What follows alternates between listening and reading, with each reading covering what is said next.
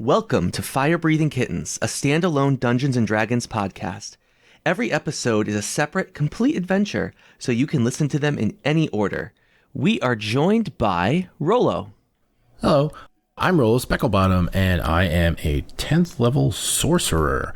I wear a dirty cloak, even though I recently came into some money and am looking for a new look, and I ride my Mount Nacho, a capybara. Adorable. Olive. Hey everybody, Olive is a bipedal crocodile. She's a level 10 monk, and I guess we're describing what we wear. Wearing a white Jedi-style robe and baggy brown pants. How's her waistline doing these days? Oh, Olive is down 10 pounds since she started monking. Congratulations. Thanks. All right, and we have Crud III, Dr. Crud III. Thank you. Yeah, you need to put that title in there. I earned that it was quite hard. Dr. Crud is a 8-foot tall, 5-foot wide, Loxodon, level 10 doctor. He is still not wearing his traditional costume anymore. He is wearing his 40-year-old out-of-date military uniform. He is also armed now. He has sheathed at his side his bone saw, and he has a holstered hand crossbow. My goodness. And we have Beans. Hello, my name's Beans. I'm a tortoiseshell tabaxi. I like wearing my ponch hammock, which is a mixture of a poncho and a hammock, so I can sleep anywhere, which is a lot more useful now that Crud's got rid of his beans pockets. I can't remember whether I said that joke last time, but it's always worth repeating. Anyway, I'm a level 10 monk/rogue, and I'm just having a good time. Well, try to anyway. All right. Well, you are all hanging out in the guild hall. It's a very early morning. The guild hall is a bar along one side and a corkboard full of job flyers, usually, on the other side. And, there's usually a few friends around. What are y'all doing? Dr. Crud comes walking in with a barrel under each arm. Hey, Nusi, I got your blood delivery. And he sets it down on the bar for her. Oh, well, thank you. Well, thank you. Just put it right over there. Not in the middle. Come on. Over back there. All right. Crud, what blood was that from again? Just making a list. That's the quote, chicken blood that is served here for one person. Oh, okay. Sorry, I thought it might have been that, like blood from maybe a hydra or I don't know, what else do we have around here? A big cow. Okay, never mind. The bartender looks at you. Definitely chicken. Okay, retracted. Mm-hmm. So Crud's brought in a load of blood. Olive usually looks like she wants to eat me. Rollo, you don't seem threatening. Hi. I'm tiny, and so as a halfling, I am definitely doing my main hobby, which is eating, and I'm having eggs and bacon and all kinds of, and pancakes with maple syrup. That is the consistency that I like it, thin, and I'm chowing down on that with Beans, and I invite him over. Oh, yay, what are these? Eggs. They come from chickens, like that blood. Okay. What size are these eggs? I mean, the eggs are normal size, but there's a lot of them, I guess. Okay, so probably actually chickens. All right, cool. Yeah, there are chickens, and then there's chickens. Yeah, those big ones turn you to stone. Those chickens, yes. I've heard of those. Well, what do y'all think you're going to do today? Eat more chicken? Well, you better hope you're getting a paycheck then. When's the last time you checked your mail? Oh, we get mail? Yes. Olive, are you aware of the mailboxes here? Olive probably is not aware of most things, such as the species of animal she's been drinking the blood of, that there are mailboxes. So I'm going to go with a no there. Interesting. Huh. Yeah, so you've probably never checked that mailbox. They're probably too high on the wall for me to even see, so... Those post boxes. I might have used whatever was in there for my bedding, so you could just go check in the corner over there if there's anything interesting. Last time I saw there was a load of different like adverts. There was something about a load of belts and maybe like a rain hat, which was like an umbrella that goes over your head. It looked really interesting, but yeah, I mostly sleep in that, especially if this is particularly important, like any tax documents. They're really comfortable. And also, I like... oh, yes. Does anyone have a subscription to Chicken Chaser Monthly? Does anyone have that? I guess that's me. Yeah, it was just going to be a surprise. It was a gift subscription to you, Olive, but thank you, Beans. You ruined it. Whoa, this is great. I mean, I wouldn't say ruined. It's still there, just in about 45 different pieces. Also, now you ruined it. He added to it because now it's a gift and a puzzle. Oh, man. I get all the pieces, the 45 different pieces of chicken, and... I put the chicken nuggets on the table near Rollo, and we start doing a breakfast puzzle. I get the tape. Okay. Can you describe how you're putting this together? Poorly. I'm not sure if I see in color or not as a crocodile. I haven't looked that up. So with one eye, because like I tilt my... So I've got a long snoot with like 84 teeth or something like that. So I'm tilting my head so that I can get close to it, to see the chicken. Okay. Rollo, I think, is probably helping me, right? Oh, I'm helping. Yeah. So we're taping the magazine up as best we can. And Gotcha. And as you go... I am a little nervous about all the teeth because I am so small, and she's like, I feel like Olive's eyeballing me a little bit. And I'm just like, Olive, you're probably my best friend in the fire-breathing kittens. You know that, right?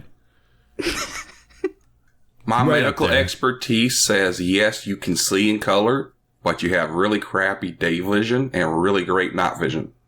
Ah, that's what it is. Yes. So I'm squinting because it's just too bright in here. And I reassure, I'm definitely eyeballing you, Rollo, but it's only because I have to tilt my head like this to get my eye close to the chicken.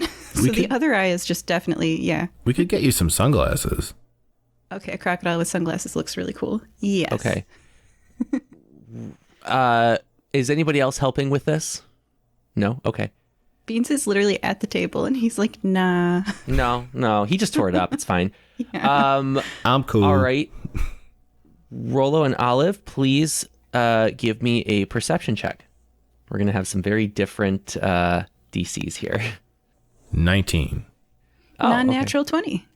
Oh, so you actually both noticed that among the shreds of pictures of chickens, there is a white envelope addressed to Olive. Who gets it first?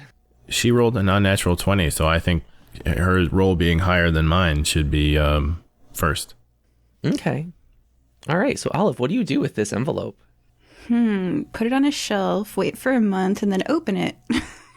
Or a year. That is entirely gosh. your prerogative. No, I open it because I'm here and I can't really see the puzzle. So, okay, I open the letter. What does it say? Are you reading it out loud or just to yourself? Out loud. That way, if it rhymes, it'll sound nice. Ah, okay. It doesn't. It is a letter from a Mr. Richard. Oh. Dearest Olive, how I long to see your stunning visage. The radiance shining from you is missing from my life.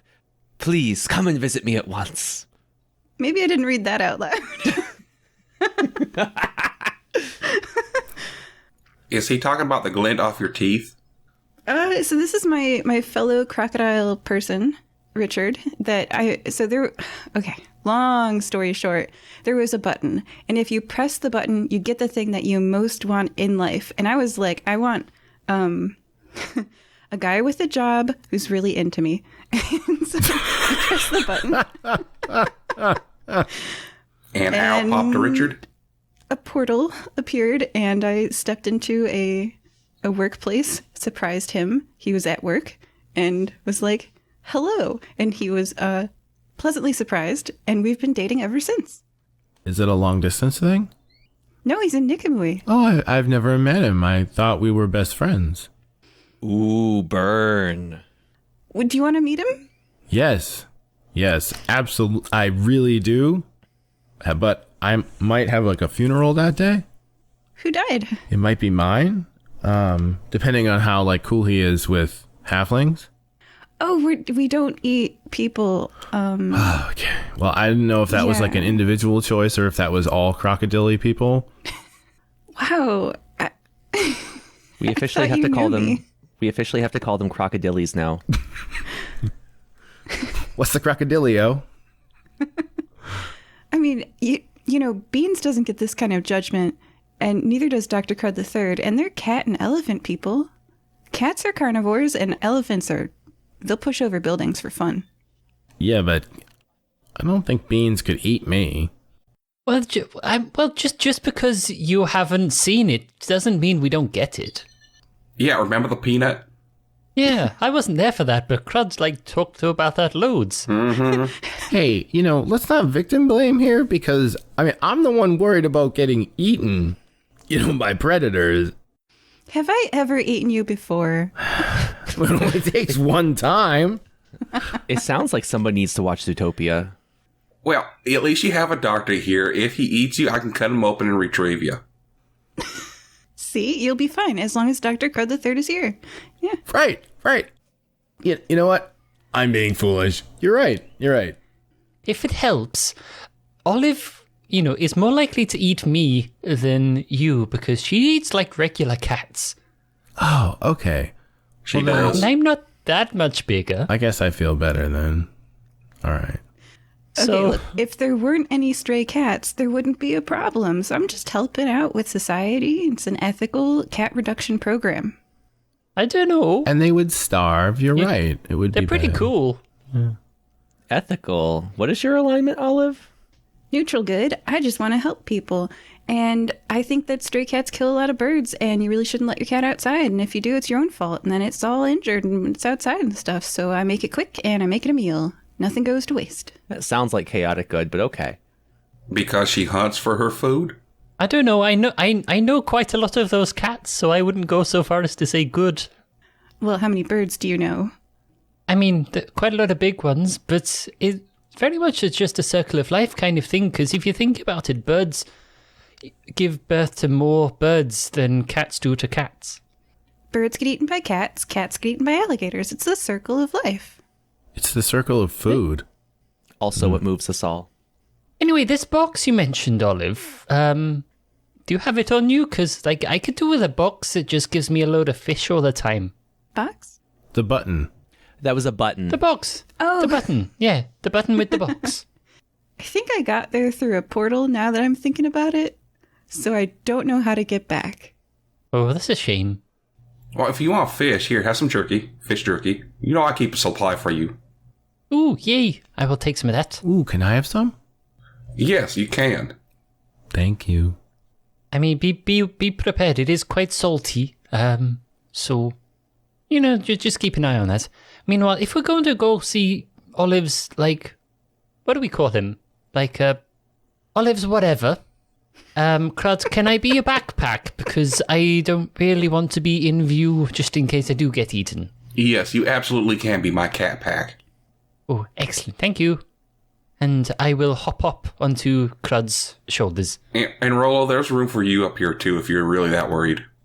No, I'll ride Nacho, and he's pretty fast. Do capybaras and alligators get along? Because everything loves capybaras, right? So are there any capybara alligator chillin' pictures? Heads, she eats him. Tails, she doesn't.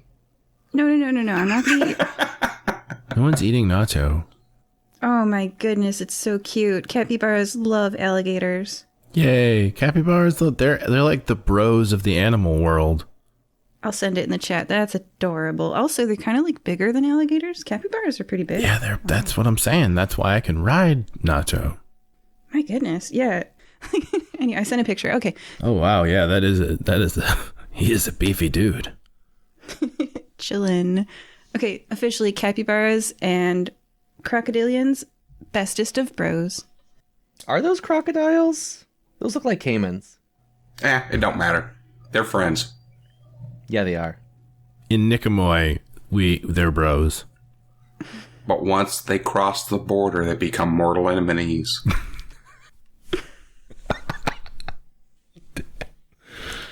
I think alligators are way more chill than you guys think they are. Like, we only eat once a week. Come on, like, how much do we... The rest of the time, we just hang out. 1 cat a week. You can also go like 2 years without eating. Yeah, You eat rocks too, right? probably. I don't know. Yes. I'm going to introduce you all to Richard, a cross-cultural connection where we're going to do like maybe we'll go to an art museum and go look at all the art together and have lunch at a nice art museum lunch place, and then I'll buy you all lunch, and then we can all just like do a peace trip together. Yeah, what do you guys say? Do you all want to go hang out with Richard for the day for some getting to know your neighbors, anti-racism visit day? You had me at free food. I'll buy you lunch. I want to see you flit your nictitating eyelid at him. We do get a little flirty. Yep. That's Okay. what I'm saying. Like I want to see that in action. Yes, Okay. yes. So DM, we're heading out to Go see for it. Richard all together. Sure. Walking to the museum. We're walking to the museum. We're following Olive. Do you guys know how to get to the museum? Well, I don't think we've ever been to the art museum before, have we? This is the Natural History Museum. Oh, well, he works there. I doubt he... Oh, okay. You want him to be there? Okay. It is morning on a weekday. He's probably going to be at work. Oh, this is the special behind the scenes tour of the museum by someone who works there. Oh, that's great. It might be. We'll see what kind of mood he's in. Okay. All right. I go to the museum with my friends. Okay. You walk up to a large marble building with pillars. Looks very grand. There is a short line and a ticket booth, and you see a bee lady with a name badge that says Combi, taking money for admission. We're here to see an employee, Richard. Okay, 1 gold each, please. I pay for everybody because it's the peace trip. Ah, yes, right along. She gives you all tickets and ushers you inside. Is there parking for Nacho? I think he's allowed to come in with you as long as he's potty trained.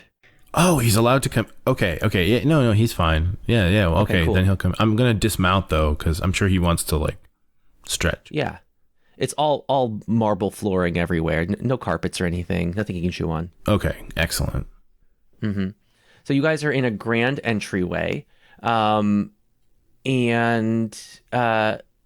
Olive, where exactly do you think you would find Richard in here? Do you know like exactly what he does, what he studies here? I do, because I teleported in right to where he works that time. So I know that he works in a lab in the basement. I remember the basement part. Which department do you think he works in? Antiquities. Antiquities. Okay. All right. Yeah, there are multiple signs around. There looks like there are signs for a dinosaur exhibit, aquatics, gemstones, volcanoes, ice age, and the last one is magical artifacts. Is there a giant worm exhibit for beings? I don't think we see that one just yet. I tried. Maybe, who knows? Oh, that's okay. I know. I already know they exist. And also with the sign that says magical artifacts, does it just have? Does it look like it's been like printed recently? Like it's had the word weird stuff crossed out and then magical artifacts written over the top. This is just some.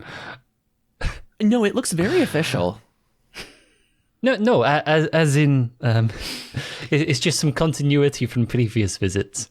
Oh, Time has passed. The museum has become less. yeah. So far as you can tell, the sign appears normal, but maybe they replaced it. Admittedly, that is just from me as DM having 2 adventures around this place previously. But yeah, they have replaced the sign. Although you've been here before, maybe you should lead the way to find Richard. Yeah, Beans, we met you here at this museum. Remember? I don't know who Richard is. Oh, Beans, but you remember when we first met? We were here at this museum. Yeah, but that was like a year and a half ago, maybe. It was ages ago. We've been off on like a holiday since then, and there was this massive bee statue in the middle of the thing, and that's gone now. And Are we in the lobby? Because I go to the Yes. directory. Oh, sure. And I look for anyone named Richard. And I know it's probably last name first, but it's fine. I'll scan it. You do see a directory. The place is loosely split into 6 sessions, and you do see under research staff there is a Richard under the magical artifacts section. Okay. Oh, I have been curious. What is his last name? Yeah, is it crocodile sounding? It is Matthews. That's not like Chomps a lot or something. No, what? Don't be racist. It's not racist. It's like... it's not His name is Richard Matthews. Dr. Richard Matthews. Ooh. Wow, he sounds boring. Well, not all anthropologists can be Indiana Jones.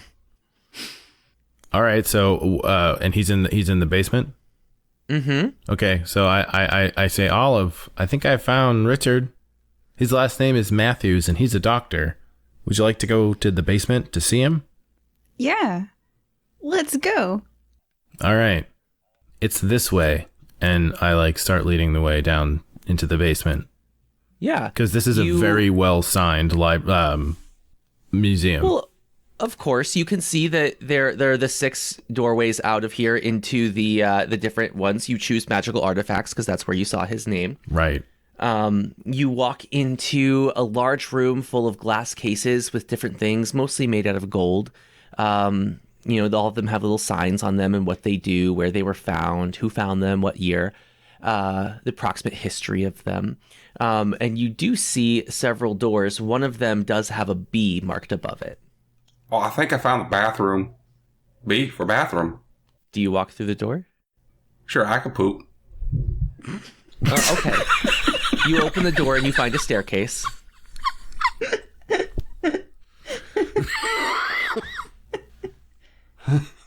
Do you poop in the staircase? I can poop. I'm a little bit more involved than that. I will decline that offer. Thank you, though. Uh-huh. All right, so what are you guys doing? Going down the stairs? Pooping in the staircase. What do you think? Who is leading? I think Dr. Crud is. He's the one that opened the door looking for the poop stairs. Mm-hmm. Yeah, you have to duck a little bit, and your shoulders definitely brush both sides of this. The people behind you can't see anything at all. You are just completely filling this relatively narrow corridor. You go down approximately 1 level, and you enter into a hallway. It's very different from upstairs. Upstairs was all gleaming marble, and here is very utilitarian, tile, drywall, regular. And there seems to be doors spaced relatively closely through. It looks like small offices with different name badges on them. You do eventually reach a door. It says 4B, and it has the name Dr. Richard Matthews, Anthropology Magical Artifacts on it. I think this is the door. I knock on the door. Yes, who's there? Your girlfriend. Hi, Richard. Olive? Is that you? Oh my goodness, I sent that letter days ago. I thought something happened to you. I'm fine. I'm not good at yes. mail. Yes, you are. Oh, come, let me lay my eyes upon you. Come. She steps into the room and introduces her friends. This is Rollo. Well, hello, Rollo. Hi, Richard. This is Dr. Crud III. My goodness, you're I'm always happy to meet another doctor. We'll have to chat sometime. Is there a bathroom around here? I still need to go. Yes, it's labeled L. And then turn around, Dr. Crud III. He twirls. That's Beans. Well, hello. Hi, Beans. Do you want to hop off here, Beans, or are you going to L? Oh no, I'm okay here. It seems he kind of wants to be alone with you, so it'd be kind of awkward to stay. Well, because I'm not going to the bathroom with Dr. Crud, but if you are, I guess I'll just wait in the hall then. Well, all the girls can go to the bathroom together. Why can't all the guys go to the bathroom together? Well, you just said you could poop, and And you don't think they're all sitting in a stall chatting away with each other? I mean, that even if they are, that doesn't mean that I want to. Well, come on, give it a try. Don't knock it till you try it. Yeah, you never know what sort of shenanigans we can get up to in, like, the journey there and back. All right, fine. Nacho, you in? And he's like, yeah. I could poop. Let's go poop.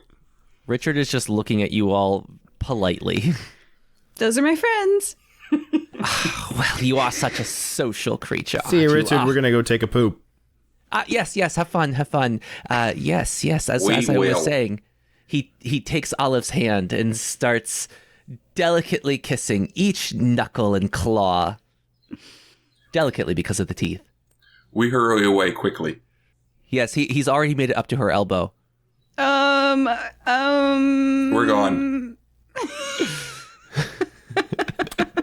Click goes the door. So they're here today for a intercultural exchange. So I think we should keep the PDA down just for today.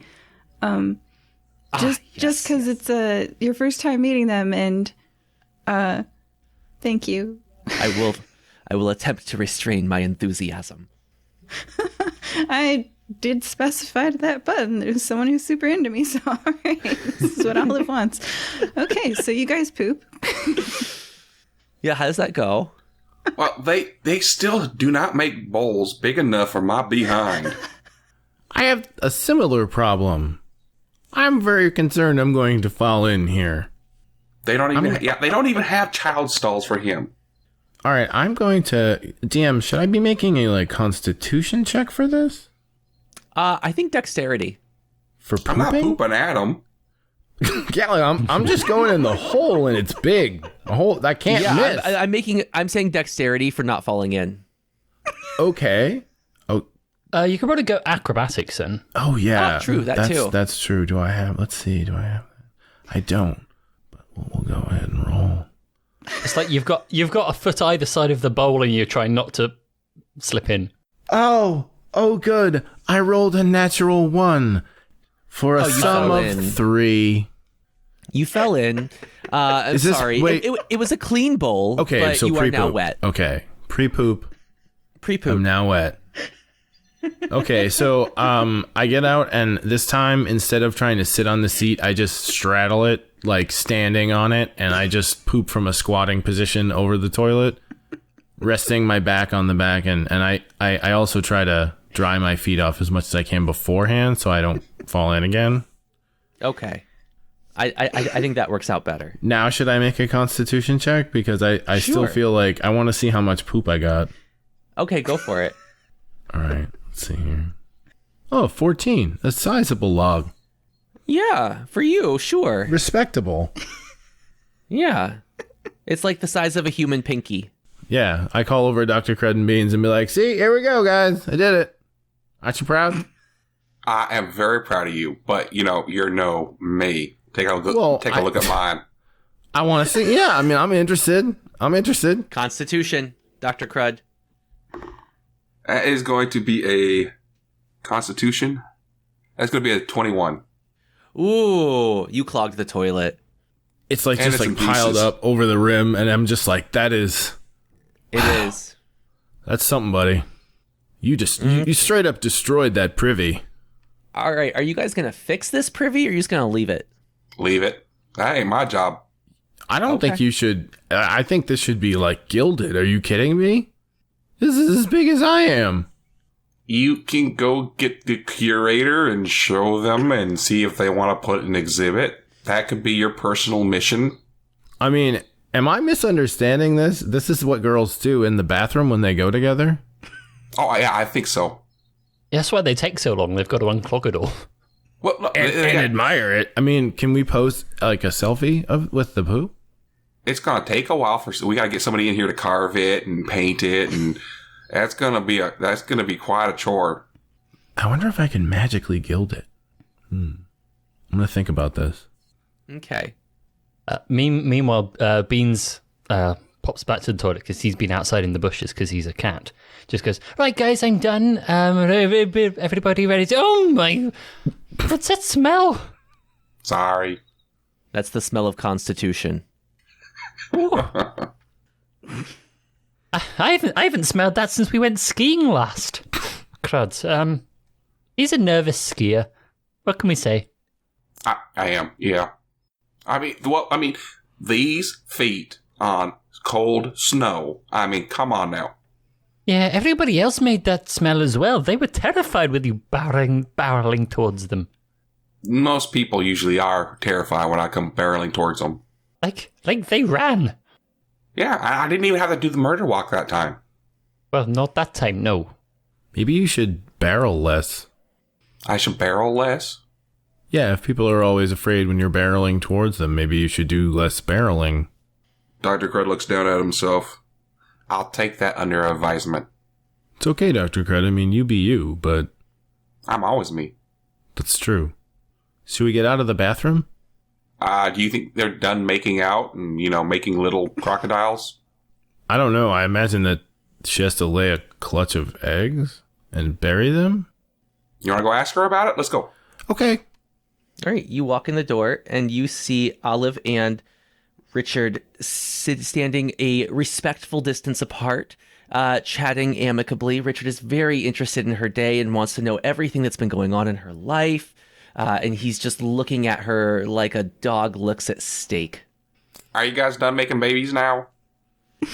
Well, I don't know her quite that well, but maybe someday. Olive learns whether or not she can blush. I think she can. She can. I believe she has before. So, what brings you all to the museum today? How can I help you? Well, Olive opened your letter. We've never met you, so Olive said, hey, let's go check out my boyfriend. He's really, really hot, and I love him very much. So, here we are. She said that, did she? Well, I mean, I'm paraphrasing, but yeah, that's the gist we got. Olive, I had no idea. And if they meet you, then you can help show them that we crocodilians are not all that scary, because look how small Rollo is, and look how just skittish Beans is, and so they gotta be acclimated to crocodile folk. So Beans is slowly edging out of the room. That's true. Do you want to eat these two guys? Oh, of course not. I don't know where you'd get these ideas. I mean, just look around here. Let me show you around the museum here. We have a wide variety of staff of all shapes and sizes, and we get along splendidly. Well, if you don't eat people, what's that skeleton in the corner doing? Oh, that's a study on anatomy. Okay. Just saying, I'm a lawyer. All right. I'm a doctor. I mean, not that kind of doctor, but he gestures at Dr. Crud. I am. But a doctor, nonetheless. Oh, like not the good sort of doctor then. No, not. My mother's very disappointed. Did I do that right, Crud? Is that's how you told me to say that, right? Yeah, you got that just right. Good job. Oh, good. Fish jerky for you. Cool. Yay! Wow. Anyways, come, let's show you around. Actually, we have a very esteemed guest, a Lady Tatiana. I don't know if you've seen her around. She's a big pop star. She's thinking about making a donation to the museum, and I think she's touring today. Maybe we'll get to meet her. Okay. All right, yes, come up. I believe she's up in the dinosaur exhibit right now, and he leads the way back upstairs and through the artifacts exhibit and out back into the lobby. And again, you see 6 doors, and there's the one marked dinosaurs. Yeah, he leads you through, and there you see a crowd of people surrounding an elf woman with bright blonde hair fashioned into a giant bow and oversized asymmetric sunglasses. She's got some sparkles attached to her face, and she is wearing a dress with lots of shiny black spikes. Oh, hi. Are you Titty Yaya? She looks at you coolly. I don't know that person. I don't think this is who we're looking for. I think she left already. She continues to walk past you. She does have a tiny dog resting on a pillow beside her that she wheels along the little stroller-like apparatus. I look suspiciously at it. Are you inspecting it? Well, I'm a cat. It's a dog. We've got beef. It is a Teacup Yorkie.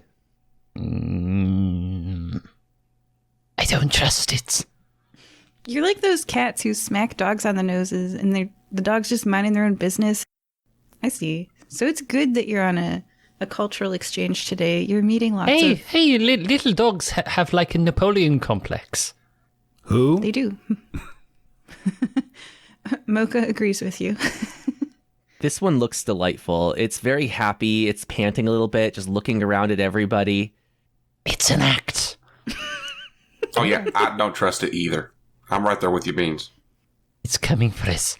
Eventually it will take us all one by one. We'll start disappearing like that play, the Ting, I think it was called. And then once it's got us, it'll, I don't know, pee on us, I think. I didn't stay till the end. As this exchange is happening, you notice a commotion off behind Lady Tatiana, and a tabaxi that looks exactly like Beans rushes towards the group. Moving mirror! Wait, are you... Oh, crap. One of these guys is a changeling. It grabs the tiny dog and very acrobatically jumps through the dinosaur exhibit and out into the hall. Bye. Fake Beans. Lady Tatiana screams, "That's my dog! That's my dog! That's Maximilius! Please! Someone help! Help! 10,000 gold to whoever rescues my puppy!" Whoa, dang. Step of the wind. Each? She's a pop star. She can afford it. Beans, do we go after this dog or no? I'm going to take your cue on this one. I mean, normally no, because let's face it, it's a dog. And, however, 10,000 gold is quite a lot. So, think of all the fish we could buy. Fish. That's a lot of fish. So, yes or no? May as well. Also, this moving mirror seems a bit weird. So, maybe we could find out what that's all about. Dr. Crud sprints after it with Beans on his back. Oh, I Olive. could probably go a lot quicker. Yeah, I would say you're going to have to describe that sprint for us. Tabaxis have a special racial ability that makes them really fast. So, The sprint is a stampeding elephant. Yeah. Whoomp, whoomp, whoomp, whoomp. Yeah, the bones in the exhibit are shaking. A few of them fall off. They'll fix that later. I mount up Rollo, and we sort of zigzag between the giant round footprints that Dr. Crud has left as he womps out of the room. All right, and you guys are out in the lobby now, chasing after the Beans copy. Stop, Beans, or other Beans. I'm confused. I'm here. I tell you what, you're Beans, that's Boots. Okay. I can manage it. That's a boot. It's okay, Alright. it's an in-joke. All right. Rollo, roll a d6. A 1. A 1. You see the last little glimpses of a tabaxi disappearing into the corridor marked gemstones. Oh, okay. So we bang a hard left into that corridor. Yeah, you guys are running after him? Oh yeah, I am chasing this guy. Okay. You enter this room. It's full of glass shelves, floor to ceiling, with different clusters of crystals and cut gemstones, a few like jewelry pieces like crowns and similar things. And racing through the room towards a high window on the far wall is the tabaxi, clutching this tiny dog against its side. Dr. Crud wants to do acrobatics to get up to that window first. Ah, okay. So describe how this works and then give me a roll. He is going to start wall jumping around the room up to the window. Yeah, okay. Give me a roll for this. Alrighty. Okay, that is going to be a 17 plus 6, 23. All right, you succeed. You are able to cut off the tabaxi's escape, and the tabaxi swiftly changes direction. Olive, what are you doing? Marveling at Dr. Crud III. This is a skill challenge. Oh, this is a skill challenge. Okay, so to refresh everybody on the rules of a skill challenge, a individual player can only use a skill once during the skill challenge, and in a row, 2 players can't use the same skill. When you get DM, is it 6 passes or 3 failures? I thought it was 3 and 3.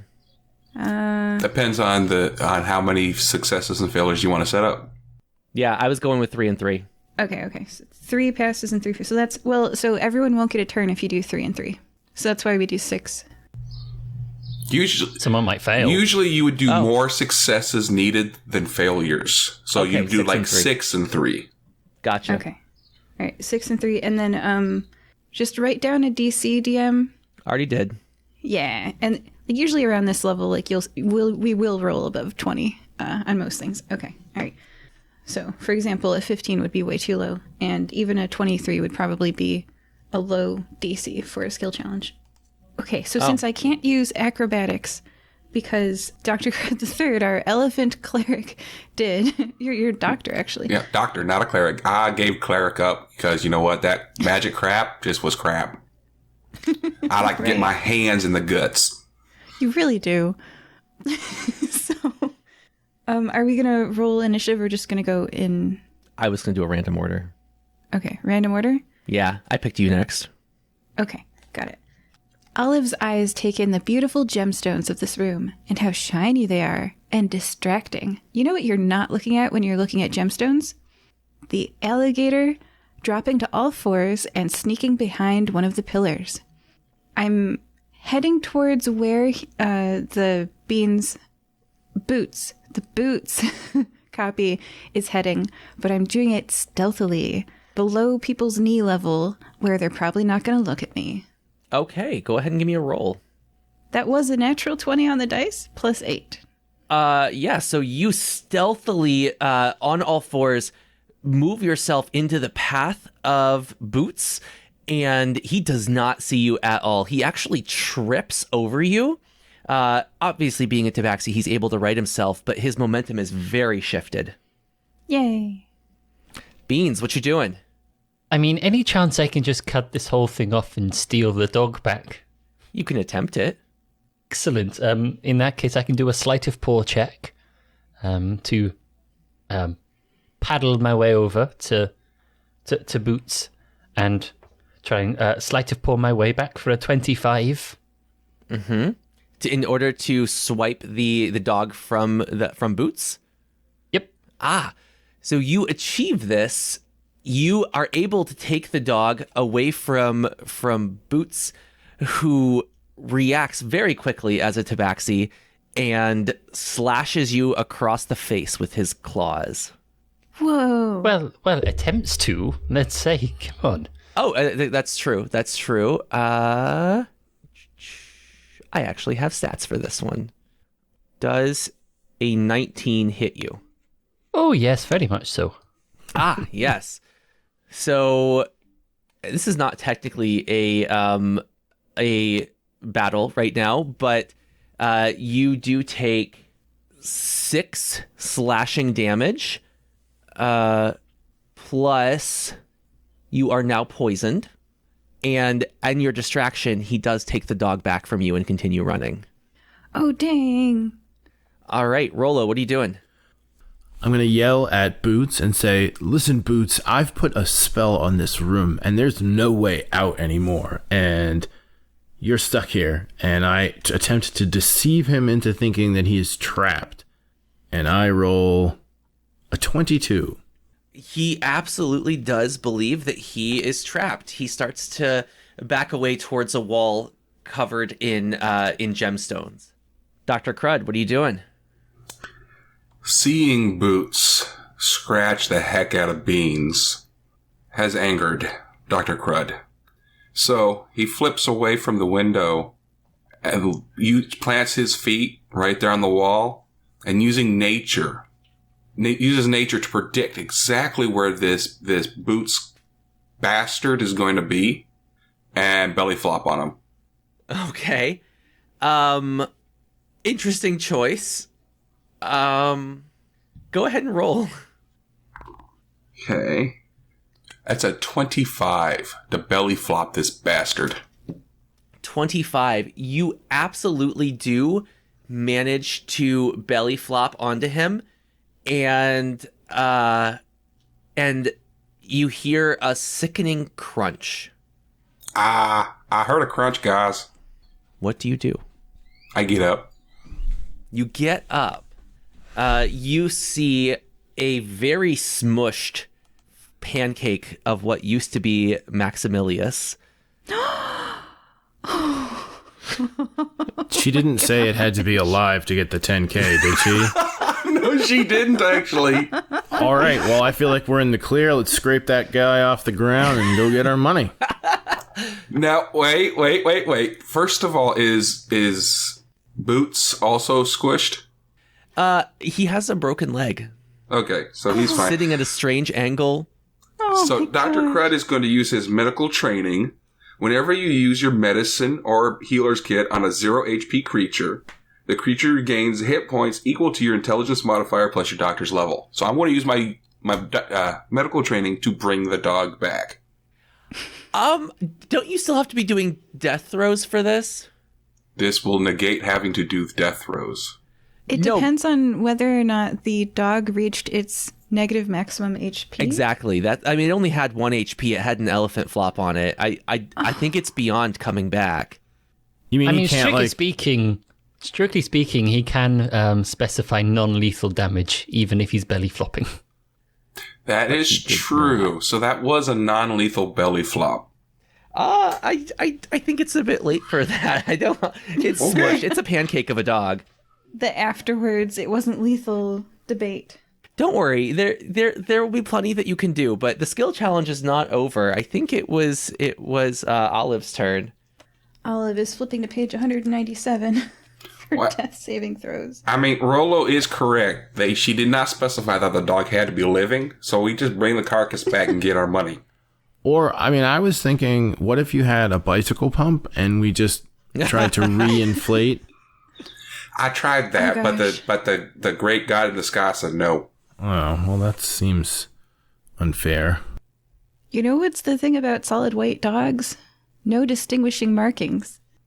They're replaceable? It's not solid white.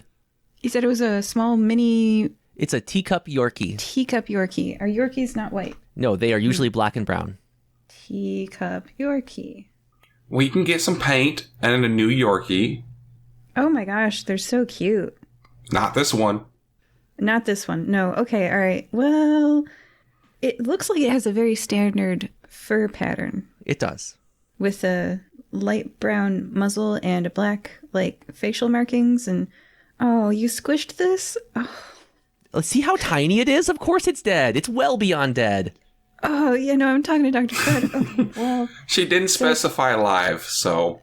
And she didn't specify this dog. She should have been more specific. Oh, she said my dog, so I feel like that is pretty specific, but she didn't say bring my dog back alive. So I feel like we're in the clear. I think I know what I'm going to do for my skill. I'm going to roll perception and see who all saw that. Sure, go ahead. Give me a roll. Okay. That is a 17 plus 7, which is, I think, a 24. Okay. You see that there are multiple witnesses staring Oh, dang. aghastly at all of you. You also observe, while you're doing this, that Boots... Well, first off, you do observe that he has 3 glowing talismans around his neck. 2 of them are purple claws, and one of them is a brass cylinder. They do seem to glow slightly. And you also notice that he has reached into his pocket and pulled out a vial of shimmering golden liquid. Vial of shimmering golden liquid! I have alerted everyone else to the thing that I have perceived. Everyone turns. Also, how many people were in this room? Like, seriously? 7. Oh, gosh. I can't kill 7 people, you guys. That's up to you. I got this. Oh, as this is happening, Boots has uncorked his shimmering vial of liquid and says, "That's a shame. A dog like that would have fetched almost as much as the dragon elephant mongrel. Well, you'll never follow me now." But I pointed it out to everybody as soon as I saw it. You did. What the hell Just did a you... little too late. But No, But- get him. But we passed our skill challenge. Yes, you did. And he did not escape with the dog. But you're going to have to chase him a bit more. He says you'll never be able to follow him, though. Who knows? He takes a swig of the liquid and dissolves into golden sparks. Is there any liquid left? No, but there are some golden sparks on the ground. Dr. Crud eats it. All of it? No, just 1 or 2. Oh, nothing happens. Damn it. Can I As you're cast staring- Counterspell while he's doing that? Or... Oh, no, I guess it's not a spell. That's right, yeah. Just thinking. As you are doing this, small leafy vines appear around the body of the dog, seemingly growing out of the floor, turning over little bits of tile, and that spells out the words, "Keep the body." Well, yeah, we gotta get our reward. Yeah. I mean, thank you, Vines, but that was pretty obvious. And Dr. Crud is gonna harvest a couple of organs from this thing as well. It's dead. It's dead now anyway, so... it is... I feel like you could give those to Olive for a snack. You know? Very small snack. Oh, wow, I got 4 organs out of it. Nice. Okay. It's not weird. Oh, okay. I round up all of the people who saw that. And I'm like, nobody leave. Stay here. Thank you. They look at your teeth and go, yeah. I go over to the crew of people who saw all this, and I try to persuade them. I say, I just want to thank you guys for coming to our impromptu play to promote museum safety. Thank you for coming and have a wonderful day. Please, if you have any feedback, I'm also the director. Okay, roll for that. Would that be persuasion or deception? It's up to you. It depends. I mean, how it you sounds wanna like a play big it. old lie to me, so I'd probably Yeah. say deception. All right, that's so deception. Let me deceive here. Oh, only a 12. Yeah, they say, yes, of course, yes. And they slowly back away from you. Okay. Look, guys, this is all well and good, but you do realize what he just said before he disappeared in a flurry of sparks, right? He knows about my Jenny and where she's at. He did. We need to find this bastard. He's got a broken leg. So, Well, he did. well, he should still have one. I mean, it might, unless it's laying right here on the ground and I just missed it. No, all that's laying there is a puddle of golden dust. Can someone trace this dust to see where it came from, where it can lead us? I mean, probably. Crud, do you have any, vials on you that aren't smashed? Dr. Crud opens his case, opens it, shows you. There's like 100 vials in there. Pick one. Okay, the third from the left. Here you go. Did I win? Absolutely. Here you go. Yay. Fish jerky. Okay, let's just put it next to the dust and just kind of scoop it in to the vial and cork it up so we've got a little, so we can take it with us. It scoops easily. Yep, it's in the vial. Can I? And while we're here, Crud, can you take a look at my face? I think I've got something in my eye. Oh, yeah. Dr. Crud will stitch up the wound and use a quick patch on you. Are you going to harvest his organs? Please don't. I need my organs. No, I only do that on dead people. Oh, okay. So you're going to get 1d6 plus 12, which is a 6, so that's Okay, 18. I didn't lose that much, but okay. I think, can I make a survival check to try to track Boots? Sure. Our rogue tabaxi. Ooh, 26. 26. It does seem as though he is just completely gone. There's no essence that has traveled elsewhere. You can't detect any kind of changes to the air patterns. It seems as though he has left the plane of existence. Where did he come from? Did he come in from the main entrance or a window? From another plane? How do you think you're gonna have to figure that out? Tracking works 2 ways. Oh, you want to track him back the way he came? Well, Rollo's tracking, so I'm like... Okay, sure. You can go backwards. You can follow the scent of the cat person back to the dinosaur room. Back behind a pillar, the scent of the cat changes into the scent of an elf. I think we have a shapeshifter.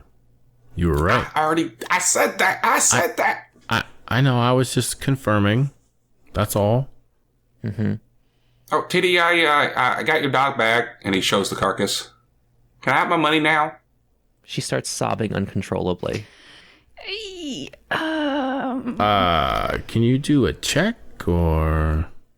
You can. What would you like to try to do with her? No, I meant, could she write a check? Oh. She's still sobbing. I think you're gonna need to bring in a live dog. Yeah, no, I'm trying to break in and be like, look, I know things are bad right now. This is a dark time for you, but if you could just give us that gold, we can be on our way. We're gonna try to find that guy, but we're probably gonna, we need it. Now I will make a persuasion check, if that's cool. Sure. Right. Pay us to hunt down the person who did this to your dog. Yes. So I get a 16. She does not seem overly convinced. But one of her attendants does turn to you and say, she's going to need a little bit of time. That dog was her entire life. Yeah, well, money is my entire life. And we gave her the dog. I said, you did not. Her dog is dead. Maybe if you could find some way to bring her dog back, that might be an option.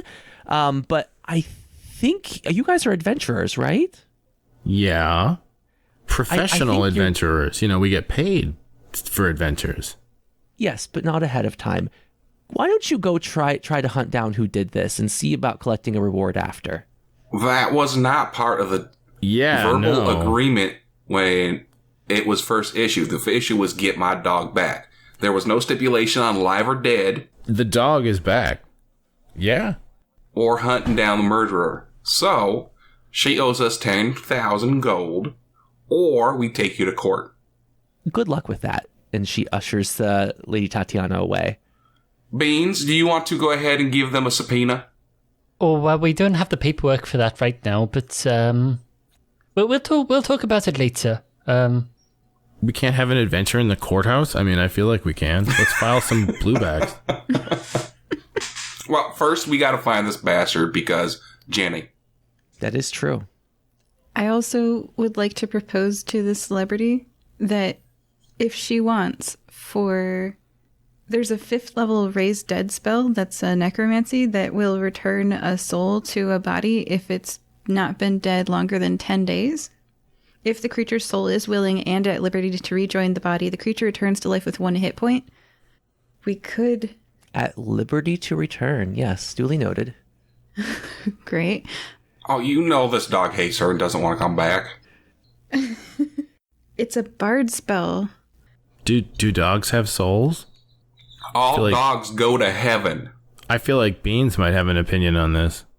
Oh, no, dogs don't have souls. Souls would mean they're good creatures, and dogs are the work of beings who hate us. Can you make a persuasion check? Because I want to know if Olive believes you that dogs don't have souls and that her... I mean, I'm not trying to persuade anyone. This is just what Beans thinks, but I got a 13 just straight. Are you contesting that with insight or something? I am, and I rolled a 3, so I got a 10. So I think dogs don't have souls. I'm like, oh, darn, it's too bad it was a dog, or we could have raised dead on it. Well, that's okay. Beans is going to sue her. We're going to get 3 times as much as they wanted because, damages and all that. But we got to find this bastard. Plus attorney's fees. Rollo, hunt it. Okay. All right, let's go. Yes. How do we do that? Can I follow the elf scent? You can, but once you are out on the steps, it blends in with all of the other scents. Thousands of people pass through here every day. Nicomoy is a cultured place. That's nice. I'm glad we live in such a cosmopolitan area. Mm-hmm. Normally, yes, but right now it sucks. Let's think. Does anyone know anyone like magic-y? Like, not just like what you used to do, Crud, like an actual magic-y person, like someone who can... Like a sorcerer? That's the one, yeah. I keep forgetting the word. But, someone who can like look at this vial of sparkly stuff and try and find out where it came from. Yeah, we're just right down there. There's probably some place here. You know what? What about Olive's bow? Doesn't he work in the magical department? He does. Let's ask him. We go back inside from the front steps and head to Richard's office 4B and hand him the vial. And I say, "Hi, Richard. Hi. What is this? How would you find out? Because we don't know. You want to find out with us?" I think it's powdered cat. One moment. Let's run some tests. He takes you next door to 4C, and that's his laboratory. He looks at it under a microscope, puts a couple drops of different colored fluids on it. Says, okay. And he tells you, well, it seems like this. Do you know any changelings? Yes, unfortunately. This seems to be the essence of what they're made of. Usually this is what happens when they die or when they transition to the changeling afterlife. I hope your friend's all right. Me too, because I'm not going to be good for them when I find him. Now, how do we find... Can you get us there? To the changeling afterlife? Yes. I don't have that kind of power. Usually it's only accessible to the changelings, although I believe there are rituals where you can temporarily die and go to the changeling afterlife. But that is a bit beyond me. Well, I've been there. I'm just wondering how to get there again. Huh. How did you get there last time, Dr. Crud III? It's all a blank. All of a sudden, I woke up there with a couple of friends. We did some hocus pocus. There was a pig that I killed earlier that came for revenge, and a dog that I healed, and some other things. And then we found out that we were there. We wished to go away, and we woke up in a coffin. So we should go to sleep. I think it's a little more than that. Sounds like... Kill a pig and then go to sleep. Well, technically, I think it was 6 of them that I got, all in one go. Ooh, that could be tough. No, actually, it was really easy. I just put a hole down on the ground and just yelled, "Suey!" And they all went into it. Oh, all right. Well, where's the nearest big hole in pigs? Well, I always keep my hole on me. All right. Well, let's go find some pigs and get taking a nap. Go to the halfling or the changeling afterlife. Is that going to work, Doctor? Are you asking Richard? He's the only other doctor here. Oh, well, I am not sure. I've never been to the Changeling Afterlife. I really just focus on the artifacts here. You might do better with the alchemy department, or perhaps the Wizard University. They might have a bit more knowledge on this, or maybe the priests. Thank you, Doctor. Let's go to the alchemy department, guys. Okay. Okay. I'm calling a guy about some pigs on my sending stone, though. Just, I got a guy. Okay. They got to be very large, like 300 pounds each, so you got to keep that in mind. Okay, so we're talking like full-on sow. All right. So we march to the alchemy department. Okay. Yes, you find the alchemy department. It's a dim basement. There are a lot of doors with different names. I don't believe you actually know anyone here. So you can sort of choose randomly. Anybody in here know how to get to the changeling heaven? Someone in the hall says, yeah, you're probably gonna want 6C. Good luck. Well, I am sexy. Thank you very much. You want to roll for that? What are you trying to do with that comment? That was just for you. It was a joke for everybody. We go to 6C. Okay.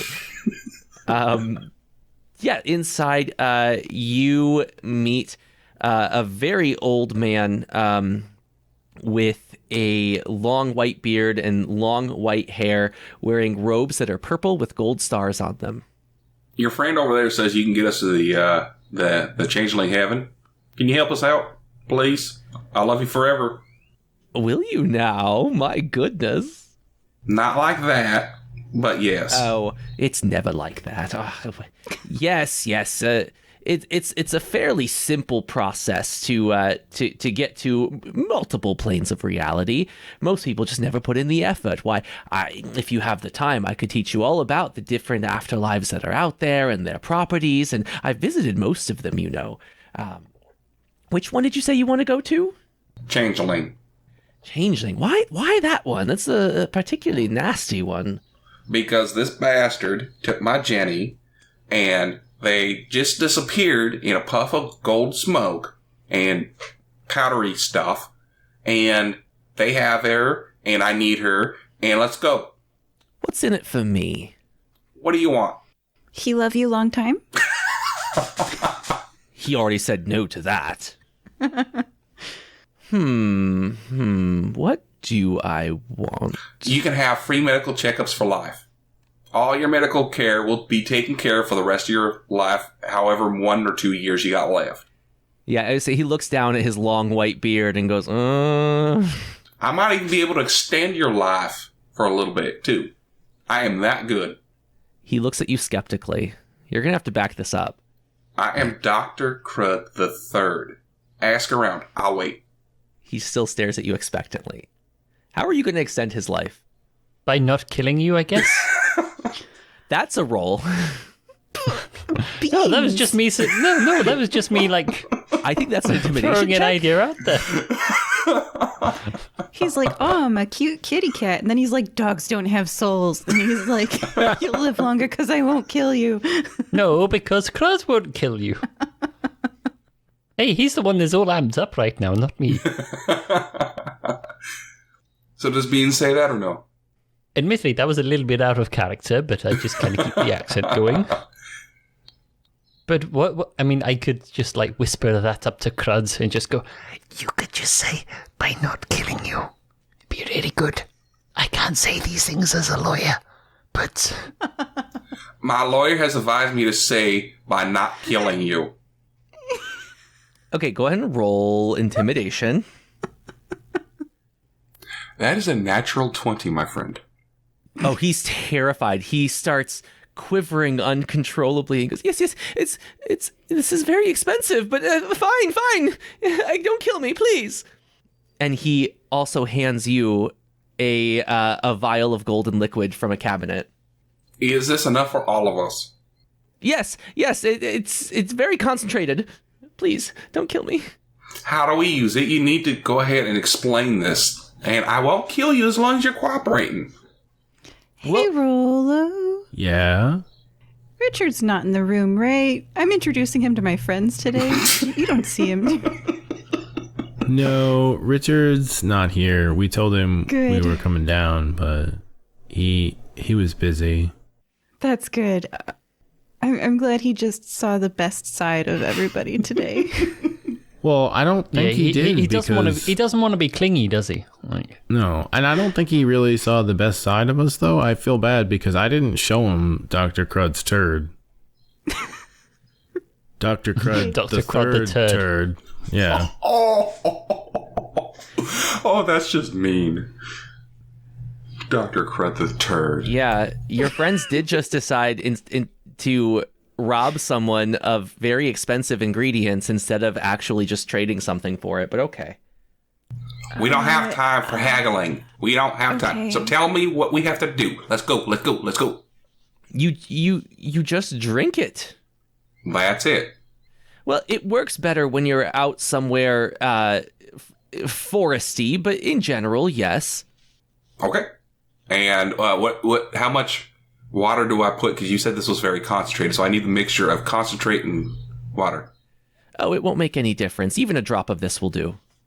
Oh, well, crap. I got a ton of this crap then. Then we can go as many times as we need to get this done. All right, let's go, guys. Thank you. I will still give you medical treatment for life. He looks scared. Let's go to the forest. All right. How much did that cost? nothing. Are you asking the person whose name you never bothered to ask? Yeah, I just want to know how much that cost. Oh, I mean, it's from the university. I'm not sure the exact cost. Maybe 10,000 goldish. I'll fudge a ledger somewhere. It's fine. Oh, dang. Beans, that was great advice. Thank you. It's okay. That's what you pay me for. Absolutely. That's why I have you on retainer. Here's your... Yep. One fish a week, right? Well, here's your fish. You earned it. Ooh, thank you. Yes. Nom nom nom nom nom nom nom. Ooh. That's no, begins with an S. Sardines? Yeah, close. Sassafras. I was trying a new mixture. Ooh, very fancy. Olive gives the guy 586 gold coins. Okay. When Olive leaves the room, I go back up to the guy and I'm like, yeah, she didn't mean to do that. Give those coins to me. I don't believe you were the intimidating one before, so you're gonna have to roll something for this. That's fine. I will roll an intimidation here. Okay. And you get advantage because he's already intimidated. All right, that is a 23. He hands over the coins. All right. My friends suck. No, I'm going to give it back. So as I go out the hall, I'm like, hey, Rollo. Hey, Olive. It's calling myself. Yeah. He didn't want the money. He said it was a gift. Here you go. And I give her back like 500 gold and I take a few. Persuasion check. On me? I'm thinking so. Well, Olive, do you care? Do you care about whether your friend is telling you the truth here? I met my boyfriend, hopefully. We haven't really discussed the words workplace. And I'm going to just not make waves. And I will deal with all of this when you all are not here. So I will accept the gold back. Okay. Gotcha. You're welcome. I really hope he doesn't dump me because of you guys. Good. So you all are hightailing it out to the nearest forest, correct? Yes. Okay. Nikomoy isn't really that big. You, within an hour or two, are able to reach the edge of town where the forest begins. What do you do? not stop. We go 10 minutes into the forest. That sound good? Okay. Sure. You see a very cute deer. Like, I'm going to argue with you.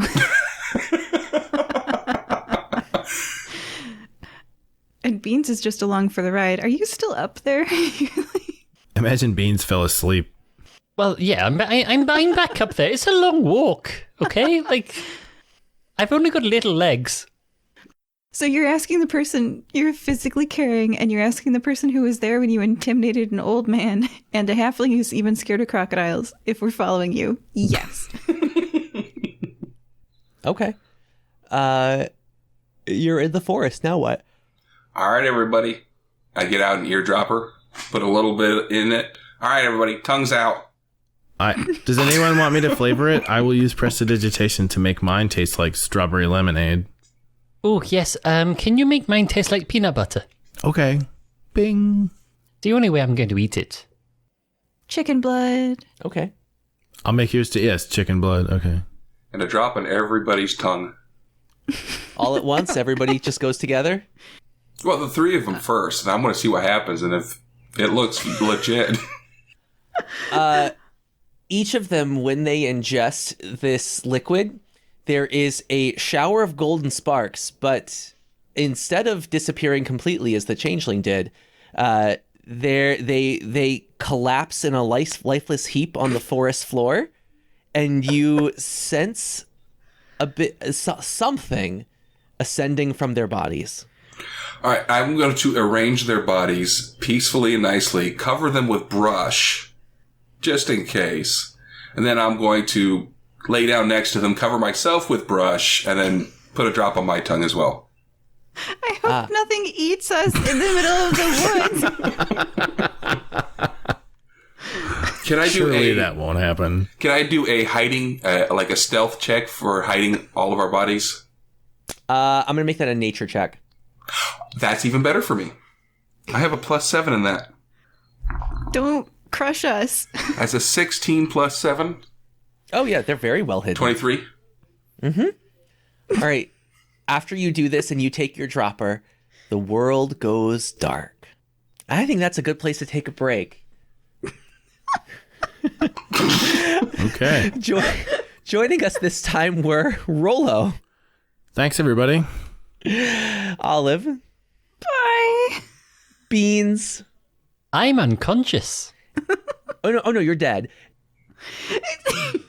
What? And Dr. Crud III. That's why you do the experiments on your friends first and then participate yourself. We'll see you guys soon. We hope that you're enjoying this episode of the Fire Breathing Kittens podcast. Please leave us a review on iTunes.com. If you leave us a review, we'll read it on air. It's fun listening to the words of your review get read by the characters you know and love, so go to iTunes.com and leave us a review today. Can you think of someone who might enjoy this podcast? Please share it with them. Is their birthday coming up? A special anniversary? Would you like us to wish them a happy day on your behalf? You can arrange for us to read your shout-out on air at firebreathingkittenspodcast.com through our partnership with the website Buy Me a Coffee. Do you enjoy reading books? You can find paperbacks and ebooks based on our adventures on Amazon.com in the bookstore, Fire Breathing Kittens, that part's all one word, podcast. The authors do a great job of adapting the stories into fun novels. We also have official merchandise on redbubble.com. Imagine owning a notepad with the Fire Breathing Kitten logo on the front, or a t-shirt with one of your favorite characters. And lastly, I'd like to take a moment to sincerely thank all of you. We don't pay to advertise this show, so the only way we can grow is through the support of listeners like you. Thank you. Quick alignment for me. DM. Yes. Dr. Crud III. I killed a dog today. Rollo. I witnessed him kill a dog today. Beans. One down, millions to go. Welcome back to the Fire Breathing Kittens Guild. We took a brief break here, and we are joined again by our lovely companions, Rollo. Hey, everybody. Olive. I think I'm dead. Beans. Okay, so if we are dead, I've still got 8 lives left, so I think I'm okay. And Dr. Crud III. Oh, you all are most definitely dead, and so am I. All right, so we're visiting the afterlife. Does somebody want to fill us in on everything that's happened so far? All right, everybody roll a d20. 19. 12. 6. 4. All right, Beans. Go ahead and fill us up on everything that's happened so far. All right, everybody go and get a drink. This is going to take a while. Gotcha. So there I was. I was trying to sleep on my pile of mail, and there was a couple of magazines there. There was a Chicken Chaser magazine, there was a Whaling magazine, there was a Lobster Pot a mask thing. It was weird. It's something to do with, I didn't read it much, but it's when you put a lobster pot over your head and you try to run through doors, and the idea is for you to smash your face on the door edge, but not break your own face. I didn't read it that well because it's not a very good magazine, and let's face it, the crossword in the back was a total shambles. There was like a 3 across, and it was actually the word can, but it was the wrong sort of can. It was, let's not get into that right now, but the more important thing that was going on was that we were having a look at the housing market in one of the other magazines, and there was something weird going on with the stock market, and I'm not quite sure what it was because I might have peed on that particular portion of the page. But there was something going on with people being trapped in negative equity, and I thought maybe there was a market in there for branching out into housing law, but then I figured that, while I've been hanging out with Crud, the whole medical malpractice thing has been really lucrative, so I thought I better just stick with that one for the time being. And then, let's see, Olive came in one time, and she was drinking a load of blood. Oh, and then there was this thing with barrels of blood that Crud's brought in, and then we there was some piling of some chicken corpses together or something like that, and then I had some fish jerky, and then we went on a trip. I was a backpack again. That was so good fun. And then what happened next? I was oh yes, I went to go and pee in the bushes, and then when I came back, Crud had made a massive mess of a toilet, which keeps happening every single place we go. Like a ski resort, there was a boat toilet one time. He sank the entire thing because of his poop. And then there was another time where we went to a theatre show, and they didn't let me in. So Crud's pooped right outside the door just so no one else could get in either. He piled it right up to the top. It was about a 6-foot high pile of poo. This guy is amazing when it comes to defecation. Wait, where was I again? Oh yes, Crud was pooping, and then we went back, and there was this other me. There was a Boots who stole a soulless being, so we don't really care about that much. And then Crud crushed it, both figuratively and literally. And then it turns out his child Jenny might have been taken into the Changeling afterlife, and then we went to see Olive's boyfriend, who was a bit weird, a bit handsy, but each to their own, I guess. And then we all died. I think that's pretty much it, isn't it? Did I miss anything? Nah, I think you got it 100% like you always do. Okay. Excellent. And I like how you focused in there on my massive defecation. Yeah, I got the important bits, didn't I? Okay, cool.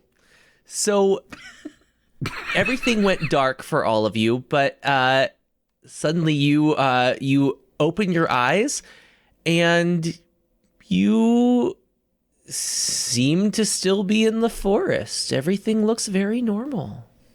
Is there brush on our bodies like they've been hit with? I was they were hidden by a good stealth roll. No, there is not.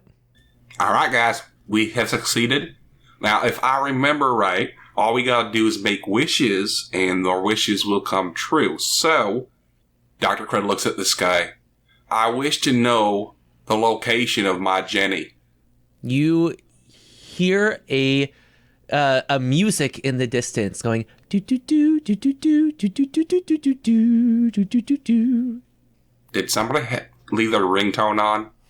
Oh, that's me. And I grab at my sending stone and try to turn it off. It's not ringing. Yeah, no, that was not it. Okay, let's go follow the music. That was probably the changeling gods granting my wish. Wait, the wishing thing actually works?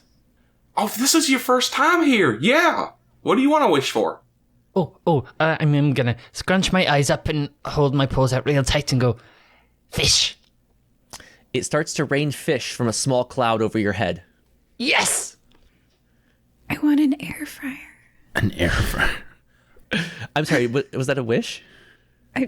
I mean, Olive knows that she's very lucky and very privileged and has everything she could possibly want in the world, except, can I please have my air fryer? An air fryer appears in front of you at your feet. I missed you so much. And you will again, because if I remember right, we can't take anything with us that doesn't belong on the prime material plane in the first place. That's okay, I just need to try this one thing. Can I have a cauliflower, magical clouds? A cauliflower bush appears in front of you. Like a food thing? Like the way cauliflower actually grows. Oh, I did not know that. So I put a cauliflower in the air fryer and I put a cauliflower in the conventional oven, and I'd also like them to float along next to us as we continue our adventure. Magical clouds, thank you. They do so.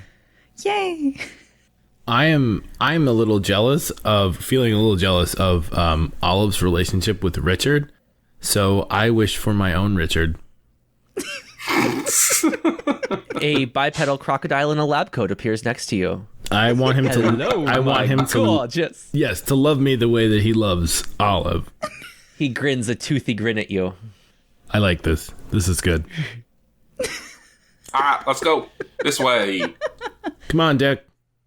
I'm going to call him Dick so that we, keep him straight.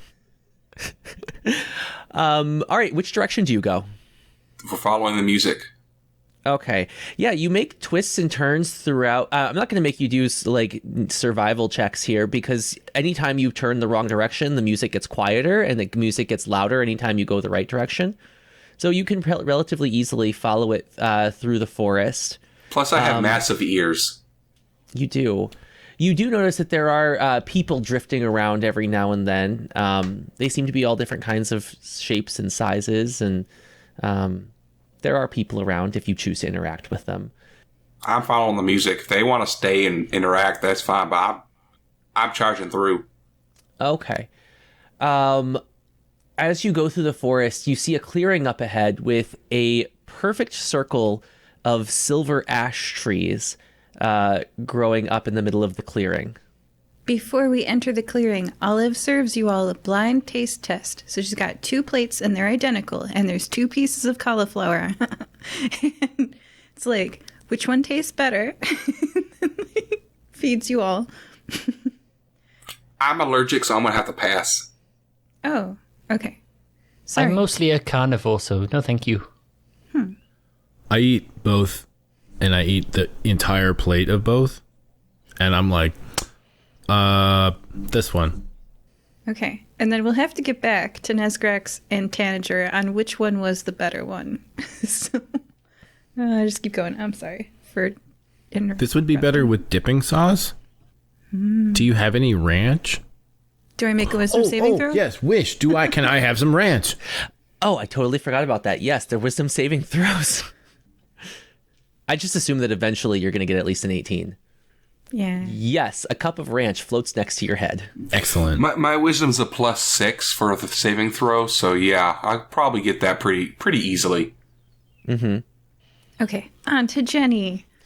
You find a silver, the circle of silver trees, and as you pass between them, you see a little campsite. There's a small fire circled by stones in the middle. There's a hammock between two of the trees, and you see a very large blue-skinned man, very well muscled, shirtless, tattered green pants, holding a small teacup Yorkie.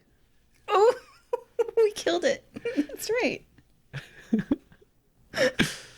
Dr. Crud pulls the body out, looks over there, looks at the body, looks over there. I kept it. Now where's Jenny? Well, hello. You must be the kittens, right? Well, I'm an elephant, but he's a kitten. I am, yes. Well, more or less, yeah. Yeah, it works for me. I'm a furbolg. Dr. Crud, good to see you again. I had hoped you'd get my message. Yes, I have been keeping an eye on all of you ever since I met the kittens when they came here. I've been trying to help in whatever way I can, but reaching across the veil is difficult. I have kept an eye on Jenny. She's being kept by a collector back in the real world. Do you have the address? Well, it's actually in the forest that you came from. The question is getting through. I'm afraid I don't have the power from this side to get you into that tower. I could show you where it is. Yeah, that's fine. You show me where it is. I'm going to get in there. All right. I will say it will require the assistance of a high-level druid to get in. The tower is quite well warded by a wall of thorn brambles. But we can certainly do our best. Thank you for keeping the body, by the way. I think Maximilian here is going to want to go back into that. All right, here you go. Well, we can't do it here. We have to go back to the regular plane. Yeah, we need to figure this out somehow. Hi, I'm Olive. It seems like you two know one another. Dr. Crud III, you should introduce us. Oh, yeah, sorry. I just assume everybody knows who I know. I'm just silly that way. Everybody, this is him. Him, this is everybody. Hey, There's him. Olive, Rollo, Beans. And this is Happy Guy. He looks at you strangely. Don't worry about the teeth. She's not going to bite you. No, my name is Simmond. It's nice to meet you all. I've actually been keeping an eye on you for a while. I got a visit from the fire-breathing kittens recently, and it seems like you're trying to do a lot of good in the world. That used to be my role too before I died, and now I'm kind of stuck here. Also, this is my dick. Really now?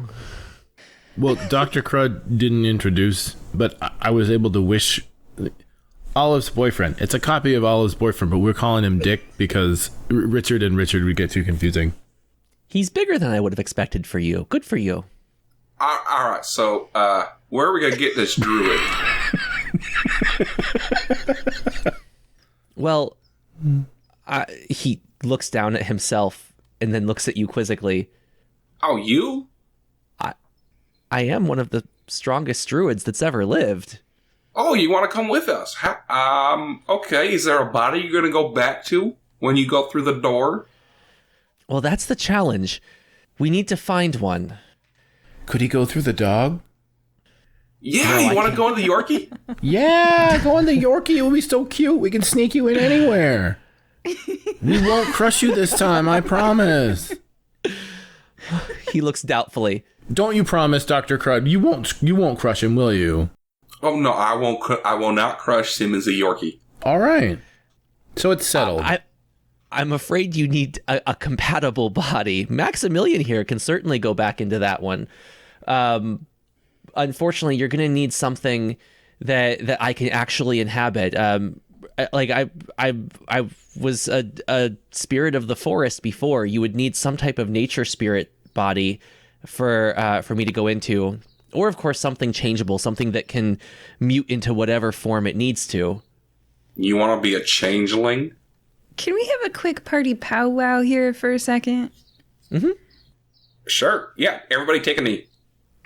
I walk away from this Simmond Furble character, and I say to you guys, So this person's dead, and they want to be alive again, and they want to use us to do that? Yeah, I have a problem with that if they're not paying. I don't. Their payment is getting my Jenny back. Or do you not want me to have my daughter, Rollo? I didn't want to ask about Jenny because it sounded like you were having some issues with it. I wasn't sure what Jenny was or who Jenny was. My daughter. So, okay, well now I know. So yeah, let's do that instead. I'm a little bit confused. First of all, why is he here? He died. Yeah, but he's not a changeling. No, you don't have to be a changeling to go to changeling heaven. You just got to believe in the changeling God. That was my understanding the last time I was here. Okay. Well, that makes more sense. I mean, do we not know any other druids we could possibly say hi to? I don't know any druids. That's a good point. We might need his help. Yeah. So we got to go back and get him a vessel. Because apparently he doesn't want to go in this Yorkie for some reason. I think he'd be absolutely adorable in the Yorkie. Oh, I think so. I don't... Could we make him a vessel, like out of clay or something? I don't know. Hey, Rollo, you do magic stuff. A golem? Yeah. How do you make a vessel? I don't know much about making a golem, but I think that's what it's called, and it's a you make a clay one or a stone one. You can make one out of body parts. So I feel like maybe me and Dr. Crud could do that. I don't know that I have the spells for it, but it really depends. I have been working on I've been putting body parts together, and I was going to try to reanimate it later. He could use that. Like a sort of a Frankenstein? Yes, like a Frankenstein's monster. Mm-hmm. Because Frankenstein's the guy who did it. No, Crud's the guy who did it. Well, yeah, in this instance. So, Druid guy, Simmons, I'm putting together this body to try to reanimate. Will that work? Possibly. Honestly, I don't know. I've never done this. Are any of the body parts from a nature spirit? I can roll for it to see. Sure. I mean, I've taken body parts from everything. So, I mean, it could be. Maybe the heart's a nature spirit. I mean, it's got antlers, right? It can. Do spirits have bodies? Some of them do. So what do I got to roll to see if one of the body parts is a nature spirit? I guess. What do I roll? DM. Roll a d20. What skill am I using? Is it going to be medicine? I was thinking a straight roll. Oh, okay. 15. It is not a nature spirit. You know what? Now that I'm thinking about it, it's not. There's no nature spirit. So I guess we're going to have to go kill one. Yeah, we'll see. How do we lure a nature spirit so we can kill it so you can get in the body? I'm not sure. You'd have to go and find one. Hey guys, you want to do a quick powwow? I'm just saying, like, hey, look at this area. Oh, this cauliflower batch is done. Oh, excuse me, 1 second, Cement. I gotta try this. And I drag you all over there away from Cement for a second. I'm allergic to cauliflower. I told you that. I know, and I don't actually make you eat cauliflower. So now the dead spirit wants us to kill so they can come back to life. We're still cool with this? No, I suggested that. Oh, okay. All right. It's a nature spirit. And it gives me my Jenny back. I'm cool with it. Yeah, but aren't, like, nature spirits, like, responsible for, I don't know, protecting the balance of nature? Well, there's more than one. Yeah, but there can't be that many. Could we not, like, take one of the big pigs and use that? I got a pig guy. Yeah. But I also know 3 of the 5 kids from Captain Planet, and I bet that he would count as a nature spirit. Yeah, could we not, like, go talk to a nature spirit, get them to bless, like, one of the pigs so that they're, like, an appropriate vessel for this guy, and then we get a fun talking pig companion. Well, if they're going Or- to bless something, why don't they bless the Yorkie? And then we have a fun, cute Yorkie. And because pigs, I feel like, are problematic to carry around with you everywhere. They're big. They're Well, unwieldy. I think we've established that dogs are not appropriate vessels for souls. But this thing's already dead anyway. Yeah. You said that dogs don't have souls. What's Yeah. this? I point to the little Yorkie by the fire. Probably a demon. I don't know. Okay. So if we get a nature spirit to bless something, ethically, maybe we should take out someone who's maybe we take out the changeling who took Jenny, kill them, have the nature spirit bless it, and then it can change into the shape of whatever this guy is. I mean, aren't they already dead? They're here. That's how they got here, right? Should I give a DM tip there? No, Simmond, you're over there by the fire. Oh, We've got okay. a plan. We're going to kill something and get a nature spirit to bless it. Are we sure that will work, though? Because he said he had to be a nature spirit, not blessed by it. Well, what does he know? He's never done it before. Is this a permanent inhabitation? Because if it's not permanent, maybe we could get a consenting nature spirit to let this guy enter him. Consent is important. Olive's lived a good life. I guess if she had to give her body up so that you could get Jenny back. Are you a nature spirit? Oh, Simmond, I go back up to him. How are you at long division? I'm okay, I guess. Why? I might be willing to share my body with you if you'll do all the long division for us. Maybe. We'll see how that goes. Okay. Well, you can definitely come back to our plane and inhabit my body just for a little bit to help us get through that tower if you want. And you can stay there if you do the math for me, because I don't like math. Okay, well, I think step number 1 is to get back out of Changeling Heaven. Yeah. Oh, that's easy. I wish for a door back to the prime material plane. Roll a wisdom saving throw. 22. A door appears. There it is. That's how we get out. All right. Well, here, let me do my best to help you as much as I can here. And he gestures into the air, and a lotus flower appears, which he hands to Dr. Crud III. All right. What am I doing with this? You want me to eat it? No, I want you to carry it with you.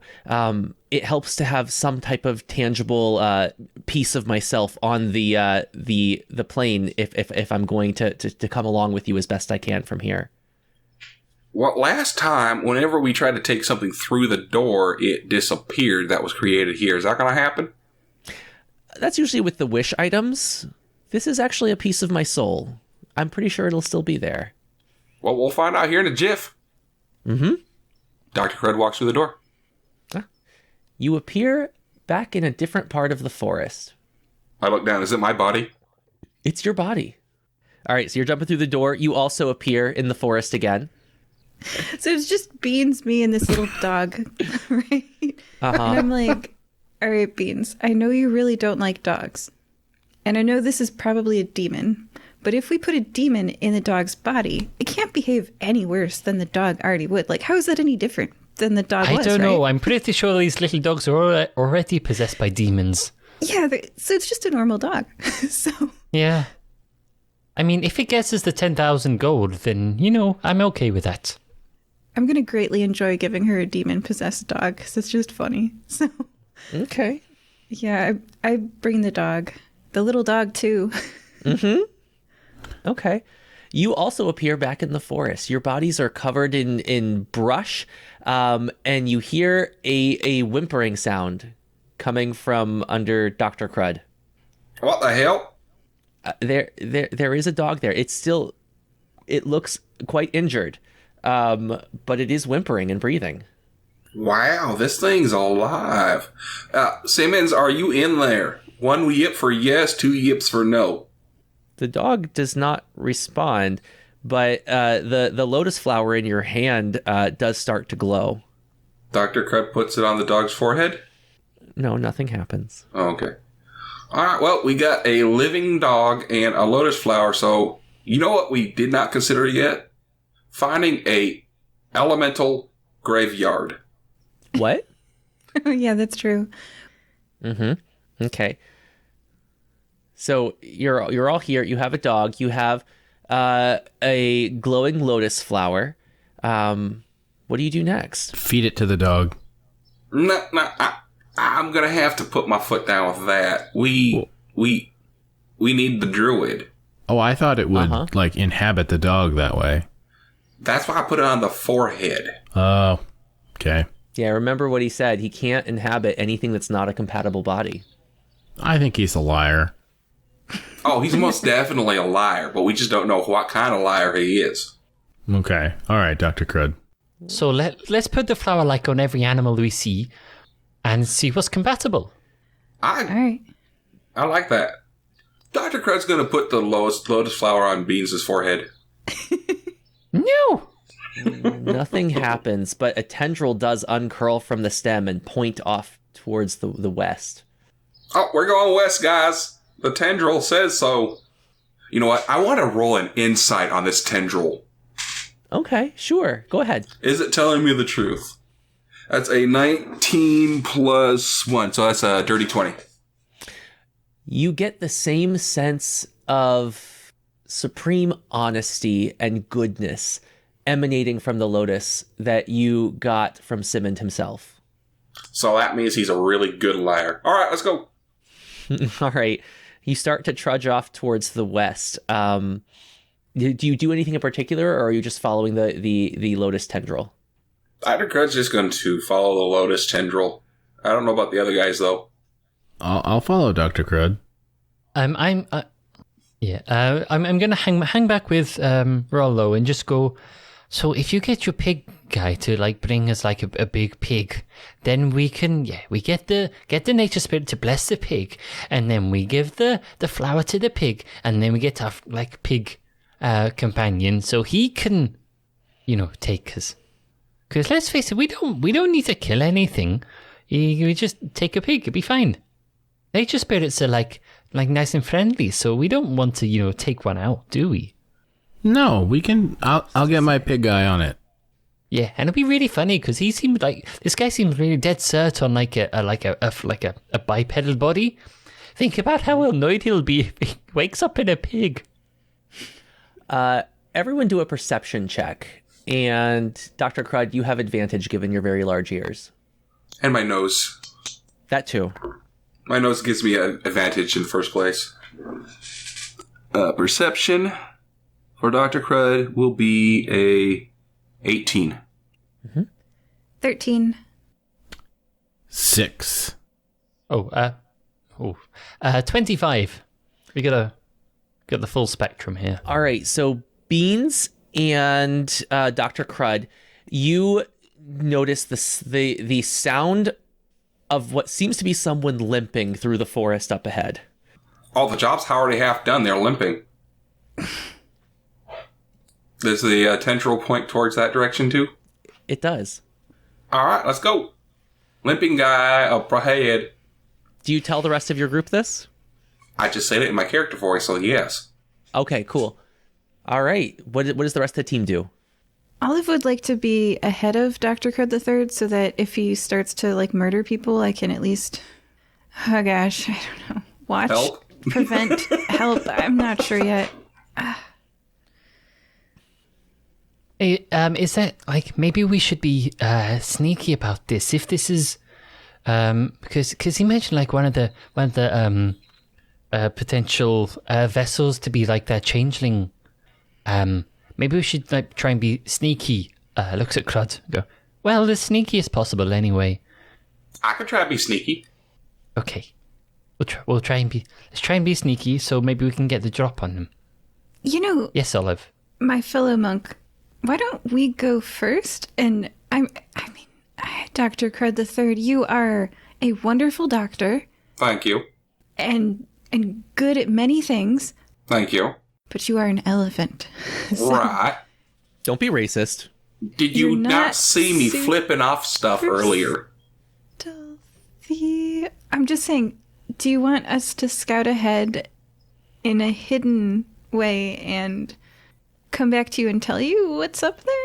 Oh, well, I mean, you can move ahead of me, but I'm not stopping. Okay, all right. Beans and I can both probably at this point move 50 feet per round, right? Beans, I don't know about you, but I can. Oh, yes, easily. Yeah. I can do 55. Oh, gosh, yeah. Dr. Crud III, what's your movement? Oh, 30. Yeah, you guys can outpace me easily. Yeah. Rollo, what's Nacho. the capybara Nacho's movement? I think he's 60. Gosh, all right. Well, so the pack separates a bit, and Dr. Crud III falls behind. As he rolls stealth, I'm gonna stealth in. Yeah, me too. I'll roll stealth. That is a dirty 20. No, that's a 21. I'm sorry. I got a +2 in that. So you got a 22. What did everybody else get? 26. 26. Olive. 15. Nacho and I got an 11, though.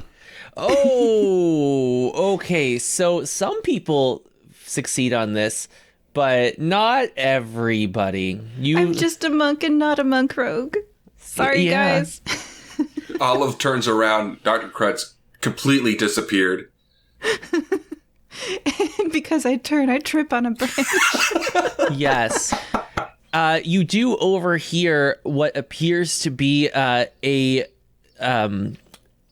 dark-skinned elf up ahead, muttering about adventurers and heavy elephants, and they are limping forward, and they suddenly turn around to stare at you as you trip over that branch. What are you gonna do? I do declare. And I like Southern lady style faint. You faint? Yeah. They've only Okay. seen me, so I'm just an idiot in the woods. All right. They draw their knives and approach you. I'm laying on the ground as if I'm injured. My ankle! Oh, I've twisted it. Dr. Crud comes out behind him and puts his bone saw to his throat. Oh, that's so cool. Like in the movie Jurassic Park where you see one velociraptor, but there's a bunch on the sides. I was just helping, see? I feel like this is where we roll initiative. Oh, yeah, definitely. Definitely. All right. Although I'm going to say Dr. Crud gets an automatic first. Well, I did stealth up behind him, so it could be a surprise round. Sure. Wait, is everyone else within striking distance? Yeah, I mean, I was riding up in that direction. Okay, cool. So let's say that Dr. Crud is starting the stealth round, and Olive is excluded from the stealth round because she is currently prone. And then Beans and Rollo are 20 feet away, but part of the stealth round. Okay. All right, please roll for initiative. Well, real quick, while I would love Rollo to be on there, he did roll an 11. Yes, I did. Okay, sure, he's out. Sorry, Rollo, I just want to be fair. No, that's fine. Roll initiative. That'll be for when actual battle starts, but will be a surprise round with just Beans and Dr. Crud. My initiative is... Where is it? Oh, +2. It's a 21. 21. Oh, Beans also has a 21. I got a +2 of mine. What's yours?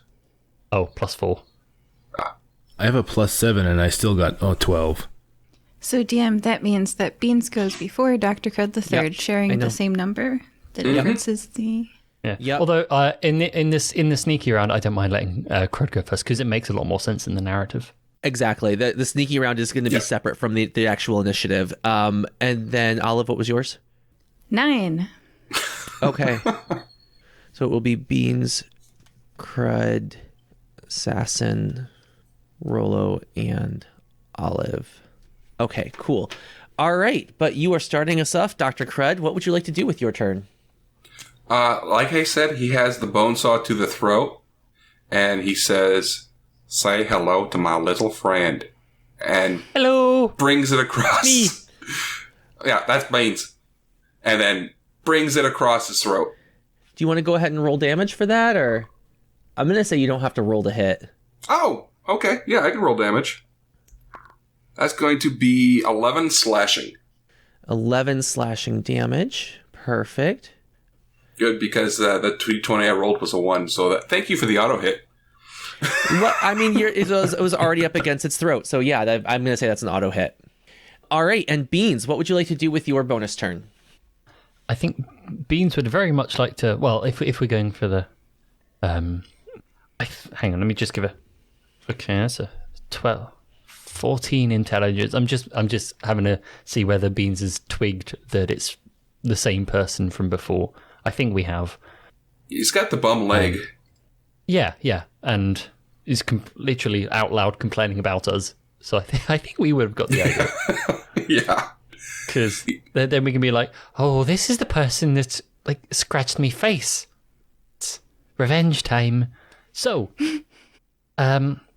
Beans will run in because I'm 20 feet out, and then I can attack 3 times, 2 with a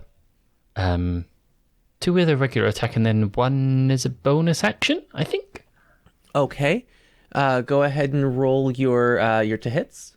So to hits was a hang on, where's my plus? My plus is fairly high. No, it's actions. There we go. Plus 8. Okay, 25, 24, and 18. Yeah, all of those hit. Okay. Go ahead and give me damage and describe how hello. these work. What does Okay, this look so- like? Tell me a story. Okay. Damage-wise, we got. I rolled quite on the damage because I'm rolling d6. I got a 6, 5, and a 6, so that's 17 plus 12 because each one gets a plus 4. Woof. So 29 damage. So I run in. Crud's, got him there. He says, "Say hello to my little friend," and I'm like, "Oh, that's my cue." So I run in. I go, look at his face and go, "See what this is like? Scritch, scritch," and then I just go, and then a slight chomp on the nose. I go, and then Okay. I've also would like to spend one of my key points to use my stunning strike against him. So I need you to make a Constitution saving throw Okay. for me. 16. Okay, that passed. Never mind. Anyway, I'm going to run off with my other, let's call it another 20 feet the other way. And so because I have a feat called mobile, if I attack someone, I don't provoke opportunity attacks for the rest of my Okay. turn. So I run in, punch, run out again. I'm strafing. Okay. Now I think we start the actual round. And actually, Beans, you go first here. Okay, so same trick. I'm strafe bombing. So exactly the same tactic. I got a 18, 20, and a 24 to hit. Yep, they all hit. Lovely. Okay, 4 and a 5. So that's 11 plus 12, 23 damage. So same boop, boop, boop, and run out again. All right, perfect. It's looking very scratched up. I should hope so. So basically what everyone's seen is being zip across twice and go bzoo, bzoo. Mm-hmm. All right, is that the end of your turn? Yes. So I'm now back like 20 feet away. All right, Dr. Crud, you are up. Dr. Crud is going to... He got his bone saw in his hand, and there's a... So he opens the shirt a little bit, wipes the bone saw onto one of his signature potions to coat the bone saw in his poison, and then attacks the neck again with it. Okay. That's going to be a 19 to hit. It hits. Okay. He's going to need to make a Constitution saving throw. All right. 14. That fails. He is now poisoned, which means he has disadvantage on attack rolls and ability checks. He is immune to poison. He's still poisoned, damn it. He may be immune to it, but it still happened. Okay, sure. And he takes 11 slashing damages. Perfect. To the neck. To with the poison. neck. Okay, yes. It is now the assassin's turn. It is going to make two dagger attacks here. On me. Are you nearby? He's standing over my prone body, remember? I'm pretty sure he's very angry at Dr. Crud. I don't think he made it to you just yet. I would have stopped him before he made it to you. Oh, one of them was a natural 20. The other is an 18. Did both of those hit you? Well, one of them did, but you're going to have to guess which one, because I'm not telling you. Oh, I'll just guess. All right. And it's going to hit you for 10 damage, slashing right across your face, and you need to make a Constitution saving throw. That's 19. 19. You do pass. And you take 10 poison damage. I barely felt that. Yeah? Rollo, you are up. So, all right. I yell down to Dr. Crud and Beans, back away, I'm going to try something. And I don't think they can actually move during your turn. He should have asked before I ended my turn where I could have used my movement, but then he would have gotten an opportunity to attack. Just do it. Go ahead. All right, fine. I am going to cast telekinesis, and I am going to target the assassin. All right, can you read me that spell? Sure. So I will be able to move him up to 30 feet, contested by his strength. Gotcha. So my spellcasting ability, which is 15. By his strength, which is a +0. I need to roll for that. Okay, that was a natural 20. Dang it. All right, well, I will attempt again next round as I can concentrate on the spell for up to 10 minutes. Cool. All right, and then Olive. This person is wailing on Dr. Crud III. They've been dash attacked and distracted by Beans. I would like to expend half of my movement to stand up and then sneak up behind them very quickly. Mm-hmm. You can do that. Can I roll a stealth check to see if they see me? Oh, yes. You meant actually sneak. I'm just like way more useless than Beans is. 12. Don't look behind you. There's nothing behind you. Stop looking behind you. Can I get advantage on it? Sure. Yay. It's very distracted right now. Okay. All right. 23. I do have a +8 in it. It's just, yeah. Okay. 1 second. I rolled an 18 there. And I guess it's against my perception, correct? Yeah. I got 21. What did you roll? 23. Okay, yeah, you succeed. Okay. All right. Whew. Thank you for the advantage. Thank you for Beans and Dr. Crud III for helping me with distracting this guy. Because, and Rollo, you were there. Yeah. I tried. Yeah, you stealth up behind it. You have no idea, or it has no idea that you're there. What you gonna do? I went shopping recently. I bought some stuff. I'm wearing this, it sort of looks like a cast where I've got my fingers coming out of it. There's a hole for my thumb and there's a hole for my fingers, but it goes all the way to my elbows. Oh, and yeah. I can use it to roll off the ground. It's called bracers of defense. So other than that, mild change to my outfit, which is under my robes and just helps me duck and roll more. I also, from my belt, withdraw a pair of handcuffs. Can you read me the entry on those? Yes. It says, you can use an action to place these dimensional shackles on an incapacitated creature. The shackles adjust to fit a creature of blah, blah, blah. So they have to be incapacitated, I guess. Yes, they do. So that means we should stun them. So I guess I'll say to Beans, let's stun. After I attack this person, of course. So I guess I'll attack them. Okay, I rolled a 10, a 23, and a 13. Do any of those hit? It just has to have at least one to hit. The 23 hits. So yeah, here. Stunning Strike. When you hit with a melee weapon attack, you can spend 1 key point. For target must succeed on con saving throw or be stunned until the end of your next turn, which I think would incapacitate them, right? What is incapacitated? Okay, so I have to make a Constitution throw to contest. Yes. Okay. Incapacitated 5th edition. What is that exactly? Actually, it can't be me who incapacitates him because it ends at my turn.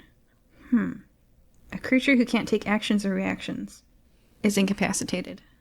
I think we have to beat them until they're unconscious. I really do. Okay, all right, going by the... So I'm so sorry that my turn is super complicated, but my turn is... I head up behind this person. I consider my handcuffs. I know that I can't use them unless the person's incapacitated. I know that stunning doesn't count as incapacitation. No, so... it does. It does. D&D Beyond says a stunned creature is incapacitated. Can't move and can speak only falteringly. All right. Well then, DM, I use my key point to stunning strike. Please roll a Constitution saving throw.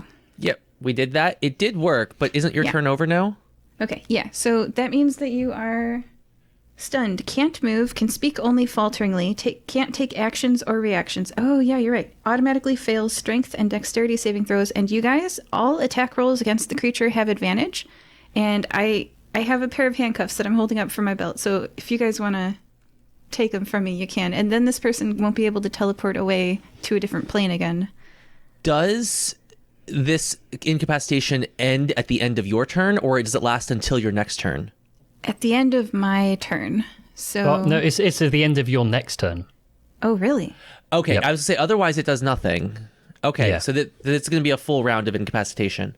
End of your next turn. Yeah, you're right. Okay, so they're stunned right now, and I'm holding handcuffs. So if anybody wants to handcuff them, you can. Here's some handcuffs. Okay, guess whose turn it is now? Beans. It is Bean's turn. It is. Okay, so Beans is going to run in again, back into the strafe. Olive holds up the handcuffs. Beans. Yeah. And I sent the text of the handcuffs. It's the last page of my character sheet. Or if you want, I can read it. And they're named Dimensional Shackles. Mm-hmm. But yeah, Beans is going to slap on the shackles and, just for funsies, slap him up a bit more. You also have to name any creature you designate when you use the shackles can use an action to remove them. Other than that, they need to make, once every 30 days, a DC 30 strength athletics check. Otherwise, they're not getting out. DC 30, Jesus. Okay, so strictly speaking, like I have to name like us 4, right? If you want to. I'm assuming Olive is gonna like just tell Beans how it actually works. Yeah. It's like, okay, what do I do? Put it on. Put them on their wrists, and then anyone you want to be able to let them out, say their name as you do. Okay, so Beans, Olive, Rollo, Dr. Crud III, and Nacho. And were you slapping him up a little bit too? Oh yeah, that was afterwards. Just to stand in front and go, so, looks like the shoes on the beans. Are you going to roll to slap him? Oh, yes. See, I've got a +8 to hit, and I rolled a 17, 18, and 19. Okay, and you're doing like the like claw strikes, or like what is this? They're technically slashing, yeah, because I'm a claw, but obviously they're all non-lethal. All right, roll your damage. Damage, because I also just checked. I do also get like one of them can be a sneak attack because I'm partially rogue. Mm-hmm. So I rolled. Okay, that was it. 3, 4, and 2 more 3s. So that's a 13 plus 12, so 25 more. Gotcha. Damage. He's looking very weak. As you're slashing, you actually slash one of the items around his neck, which is a small, darkly colored pouch. A dust mote pops out of the pouch and falls onto the ground, transforming into a giant elk. Well, I have no idea what any of this is about, so I'm just going to back off again because that's my tactic now, I guess. Sylvan? It looks over at you. Its eyes appear very sagely. Sylvan! We've met before. Yes, you have. Well, that's Beans' turn. We're down to Crud now. Dr. Crud was going to shove his bone saw into its chest. Oh, do we not need him, alive to... No, he never said alive.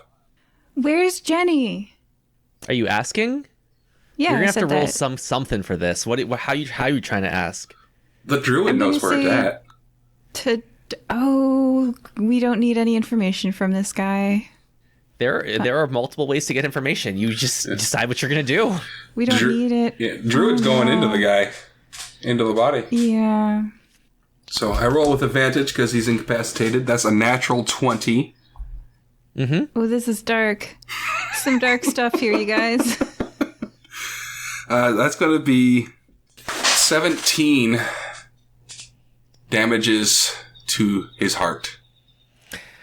Lethal or non-lethal? Lethal. Lethal. He is dead, y'all. And then Dr. Crud pulls out the pedal and puts it on his forehead. All right. There is a green glow that emanates out from the lotus as it dissolves into this person's face. You in there now? I got your body. Well, you watch as the body transforms into a blue furbolg. And you pull the bone saw out. Yes, please do. Yeah. The bone saw, I resheathe that. I got your body. Now where's my Jenny? Simon, he is so happy to be back where he can start helping and doing good again for the world around him. What the heck, Simon? Where's Jenny? Bring me to my Jenny. Of course. She's in a tower a little further to the west. She's been bought from the changelings by a dragon collector. Well, you know what? It felt really good to kill that bastard. Let's go get her. All right. Follow me. And he leads you further into the forest. Wait. Okay. We're gonna need to talk about what just happened, and I'm gonna need to take a half an hour rest so I can get my key points back. But hey, Rollo and Beans, can we talk about that? Yeah. Yeah. Okay. All right. So as Simond and Dr. Crud III, I'm sure Dr. Crud III is repairing the bone saw damage and the broken leg. And that gives me half an hour to meditate. So I'm sitting with my legs crossed, and I've got my, when your thumb touches your middle finger and it makes like a circle shape? Are you saying Om? No, that's offensive. I'm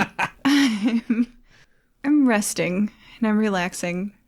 What just happened, guys? I think what happened, I think the technical term is a kill steal. But, I mean, obviously we weren't actually trying to kill the dude. But I think someone took it a bit too far. Yeah, I'm not really sure what's going on at this point. Who's the elk? Oh, that's Sylvan. I met the elk in the breakfast dungeon. And he's a powdered elk? Yes. What's the point of having powdered elk when you can just have regular elk? When you can make fresh And elk. It's a bit cheaper, yeah, and it just tastes a lot better. Oh, you're right. It's less weird. Yeah. We should probably return this item to Aaron. This is Aaron's. He's a big fan of the powdered elk, and yeah, we should stick to the whole elk ourselves. You know, it's much better than the reconstituted elk. Yeah, let's not skim over this. But I reckon we can condense this whole conversation a little bit and just move on. Let's just get out of here. Let's just evaporate and let's just go and get Jenny. Now that I saw the powdered elk, I want pancakes. You can't wish for those anymore. That sucks. Regular forest sucks. I'm just trying to think of milk puns. All right. I think I did most of them. I was going to say elk. It's good for your bones. It's not a good one. All right. I think I elk. might have had them all bottled up. Oh, no. You guys are awesome. Hey, D&D is really fun. Let's keep playing together. Yeah, are we good? Yeah, I feel good about this. If one of my friends needed to kill someone, that's fine. He didn't have to. You have Sylvan, but it's a choice. Yeah. Well, it's a bit late now, isn't it? No. Yeah, the Changelings declared war on Dr. Crud and his family. Oh, yay, another race war. Yes, we provided an ethical and an unethical way to get a body. Well, now actually, it's less Changelings and more HHO, and Changelings are part of the HHO. Well, not all of them. This one was. The specific changelings who were responsible for stealing your baby, I don't feel bad about killing. You know, back on track, key points recovered. Yeah, let's go get Jenny. And a quick patch applied to Dr. Crud, because Dr. Crud took a little bit of damage there. Mm-hmm. Rollo, how you feeling? I'm fine. Little weirded out a little, but it's cool. And I mean, I can get pancakes when we get back to Nicomoy. I'm surprised you still like pancakes. Why? I'm a halfling. Olive doesn't know. That's right. Olive doesn't know. But there's some people who are traumatized by maple syrup, armadillos, and... Oh, no. You know what? That was a long time ago. I enjoy pancakes. Okay. We'll get pancakes. We can go to Taste Like Crepe after this. Okay, thanks. Yeah. Oh, not there. Not there. Why not? I almost died. But Dr. Crud was right there to help you out. Well, not from a pancake, but... But Dr. Crud starts walking west with Simmons. Your friends are ready to kill for you. Let's go. Oh boy, here I go killing again. Okay. So you continue marching west. Simmond is leading the way. Like I said, he does really just seem to emanate this soothing calm at all times. He's really happy to be back. Where was that calm when your crowd went on a killing spree? Well, he wasn't there yet. It was not a spree. It was one bastard. Mm-hmm. But you just you look at him and he's just so serene and just really emanates the goodness that you guys really seem to need right now. I whisper to Olive, this guy seems like a cult leader or something. Yeah, I don't like him. He's giving me a weird vibe. Yeah, but I don't like him. I don't like him. I agree with you. Don't drink anything. Really? Even though he's emanating good? Don't drink anything he gives you. I won't. Okay. All right. You don't have to like him. It's fine. I trust you, Simmons. He looks at you with his big doe eyes and just seems to just have so much gratitude for your trust in him. Yeah, he's been so sad that he couldn't help out before. Anyways, you get to a tall tower with an impenetrable barrier of like thorny brambles that glow with a like kind of like like when you look something hot and the air above it has those wavy lines in it, kind of like distortion. That. Yeah, there's a lot of magic radiating off of these viney brambles. All right, Simmons, I think this is you. You're up. Get me in there. All right, just keep in mind I'm going to be very incapacitated after this. This is probably going to use up the majority of the druid power that I brought with me from my previous life.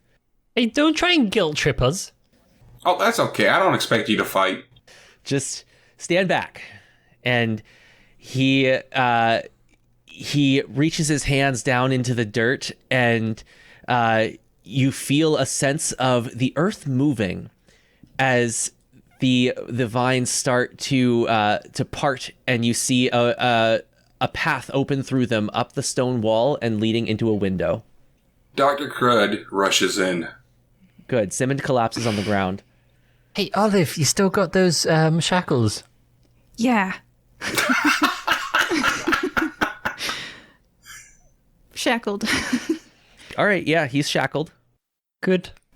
And I say Beans, Rollo, Olive, Nacho. Not Dr. Crud. Good call, Olive. Just because Dr. Crud's the only one that likes the guy. This guy, poor guy. You know what? Dr. Crud don't care. He's rushing in. Dr. Crud's rushing in. You are at the base of a stone tower. Shoulder my way through the door.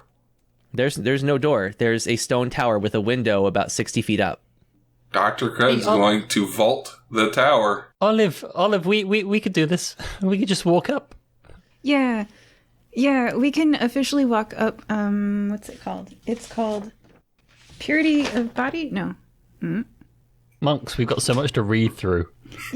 But We Dr. We Crud... can run on surfaces or vertically because of our unarmored movement improvement. I also could make you fly, Dr. Crud. Just throwing that out there. Dr. Crud's just going to use athletics, and then you can do the flying spell if he, falls. It's a touch spell, so that's not a good plan. I bought this thing when I was shopping that's an immovable rod, so I can run up because it's 60 feet up and I have 50 feet of movement. So I can run up and then push the button and stand on it. That way I don't plummet down. Or you just dash. I could also dash. So I could make it to the window. However far you guys can get up, like, how far DM can they climb in one go? Like regular climbing? Yeah, like Dr. Crud III is about to do. We're gonna need a dex check on that, or something similar. It's a fairly smooth stone wall. I'll leave the immovable rod at that height for you, and then I'll move and use my action to move. So that's a dash to get 100 feet, which is to the window. I got a 23 athletics to climb this wall. That does not succeed. I'm sorry. But you have an immovable rod. You'll be fine. And then I think I hold my hand out to Beans as he hops in the window too. Yeah. Okay, so yeah, Beans and Olive can just walk up the wall. They can make it to the window just And fine. As you like take my hand at some point in there, I use dust of disappearance on us, so we're invisible. Okay. And if Rollo wants to join us because you can fly and you're not enraged by the loss of your daughter, I would dust of disappearance you too. Yes, I fly up and just sort of casually disappear while flying. You gonna give me uppies first before you go up there? You'll get up here eventually. Okay, so found in a small packet, this powder resembles very fine sand. There is enough of it for one use. When you use an action to throw the dust into the air, you and each creature and object within 10 feet of you become invisible for 2d4 minutes. That is 6 minutes. The duration is the same for all subjects, and the dust is consumed when its magic takes effect. If a creature affected by the dust attacks or casts a spell, the invisibility ends for that creature. So I can get you invisible. You can't stay that way. Okay, so all right. If you're invisible, is there any kind of like perception check against this, or? We're not silent, so I guess if they would make perception checks based on smell or hearing. Okay, sure. Let's say the thing in here has a +9 to perception. I would imagine, unless they have, I guess with sight it would be no, but anything else, yeah. Okay, cool. So you've got 6 minutes. If you want to add a bit more to the fire, I can spend 2 key points to cast Pass Without Trace. Ooh. So then the three of those of us who are up there get a +10 bonus to stealth checks, and can't be tracked except by magical means, and we leave no tracks or other traces of passage. Okay, cool. Well, So you're all in not a there. tower room. It looks like a fairly standard like living space. There's a fireplace on one side. There are some extremely large couch-like furniture pieces. Yeah, there are several doors. How far up did I actually make it before getting left in the dust? Did you make it? What, you attempted to climb a stone wall and you failed the check, and you did not make it at all just yet. But you Oh, have a rod of... Where did you leave that immovable rod? I bought the rod. The rod is only... No, where did you 300 leave it? I far up? left it like 10 feet up because I know he can get there. So then if you use your movement to like move 10 feet up vertically, like climbing, and then push that rod. It's got a button on it, so it'll keep it in place. And I can read the exact writing on it. I'm familiar. You can't really use them to climb unless you have 2 of them. Mm-hmm. Well, until you or another creature uses an action to push the button again, the rod doesn't move, even if it is defying gravity. The rod can hold up to 8,000 pounds. Yeah. More weight causes the rod to deactivate and fall. A creature can use a DC 30 strength check to move the fixed rod up to 10 feet on a success. So you can use it to, like you can push it, and then you can jump, and then you can push it, and then you can jump, and then you can push it. So you can probably go, 5 feet up the wall each time, Oh, okay, that's a good point. So you're just coming real slow. What are you jumping off? I think really what she's saying is you're using your hand to pull yourself up and then deactivate, activate. Yeah. I don't think physics work that way, though. You got a wall too, so you can Yeah, you have a DC 25 to be able to make any progress climbing that wall. So I have to roll a 19 to get up that wall. An elephant is trying to climb a smooth stone wall, yes. If you start to fall and die, just push the button and you won't plummet to your death. Honestly, I'm surprised someone didn't fly you up, but I don't know. That's well, that's not on me. He said not to. He said you wanted to climb. I was ready to do it, and then I was like, well, I guess he's on his own. Well, I figured once everybody saw him just slide down the wall. I figured you'd try again. Maybe it was a pride thing. Nope. I'm definitely going to buy a second immovable rod. Now that I'm Still on the bottom. All right, fine. I fly out and cast. No, Rollo. You're invisible. Explore with us. We're going to leave him there for a minute or two. Okay. Yeah, you never know. If he's loud enough down at the bottom, maybe whatever's in here will go down and look. Yeah. Because let's face it, if someone is making noise outside your house, you're going to go and look. You'd probably go to the window to look. Especially if it sounds like an elephant. An angry elephant there for their child. I like that there's 3 invisible friends in the room with the window. And 1 flying invisible friend. Yeah. I get the best of both worlds there. Okay, so what do you guys want to do? I want to hide in the bathroom and see if I can see anyone pooping. That's a choice. No, I'll explore. So you said there was there was a thing in the room with us. No, just couches. Very large couches. And several doors. Okay. I listen at one of the doors. Sure. You hear a soft but very low-pitched snoring sound. Wait, can they see me? No. I don't think so, no. We're invisible. I didn't know if we had shared invisibility. Okay, so I let them know that there's someone sleeping in here.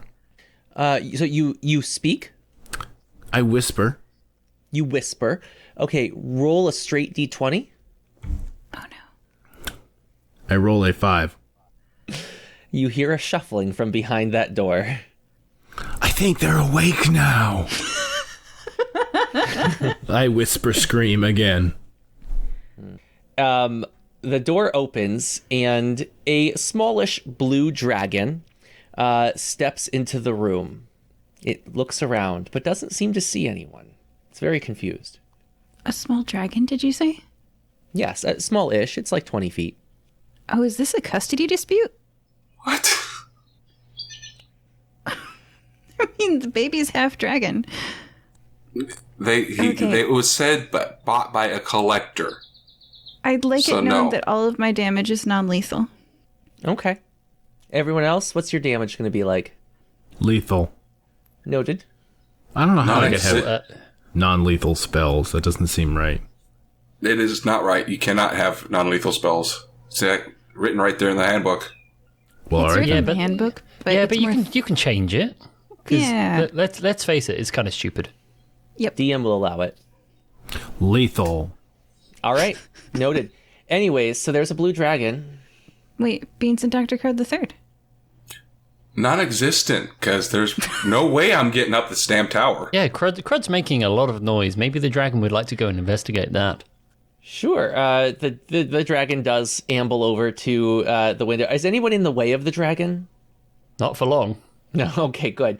And it goes over to the window and rumbles, "Where are my vines? I paid good money for those."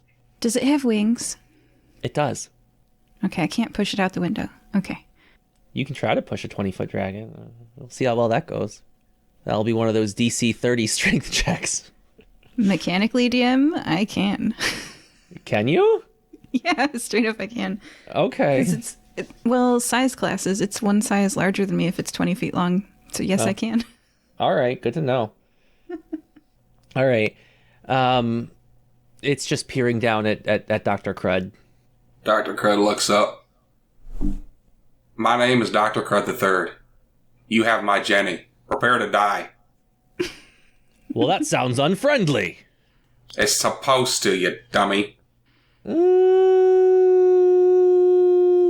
Roll. I'm trying to think. Persuasion? Okay. Or intimidation? I don't know, something. I just need to know how this dragon interprets this. Well, persuasion and intimidation are both the same, so... probably laughing his butt off because I got a 6. Yeah. He hawks a loogie over the edge at you. You can make a dex throw if you want to try to avoid it. Yeah. No, that's where I get the 19. Okay, yeah, you avoid it. Plus 3. 21. Yeah, you avoid it. He turns around and moves back towards the doorway he came from. Can we say in the couple of seconds, Crud was shouting up at there. We try and sneak into the other room to see what's what. Yeah. Oh, absolutely. Can we do a meanwhile?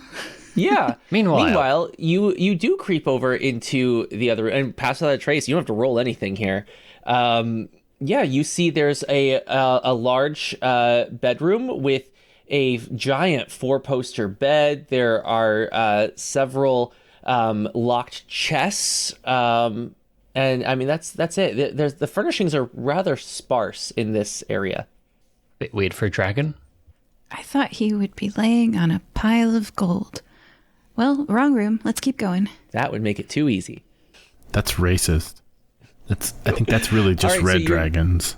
You're gonna keep going. Where are you gonna keep going? I'm looking for Jenny. Okay, you're gonna try another door. Yeah.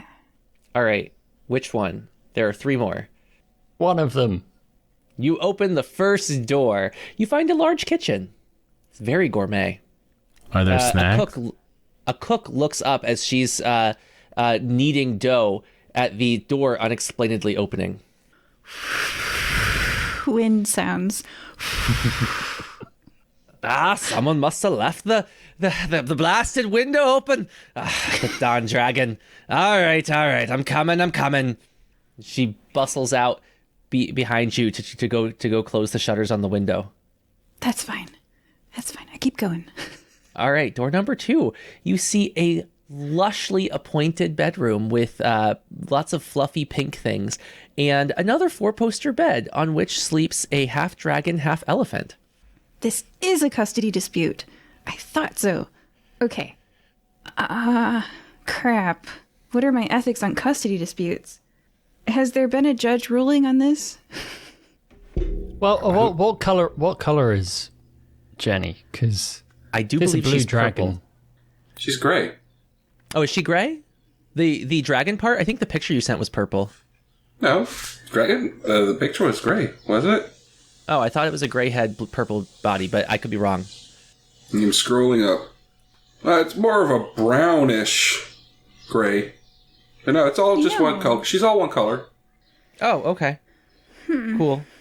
But what yeah, color you're right. are hybrid elephant dragons, right? I don't know, so... Well, I mean, she was magically laid out of an egg, out of an elephant, a male elephant. I don't think there is no custody dispute. You were never curious where that egg came from? From this potion. It should be pointed out that blue dragons are male.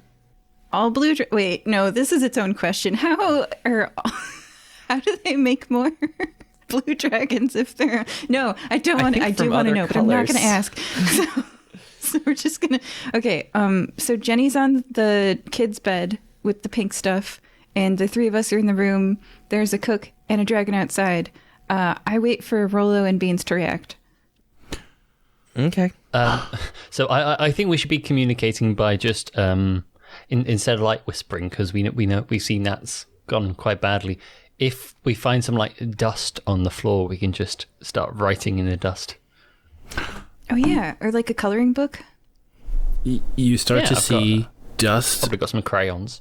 getting wiped away, and it says, "What the fuck?" And then there's an arrow that comes up and points at the bed, and there's like an exclamation point, question mark, sad face, dragon, and then an elephant emoji.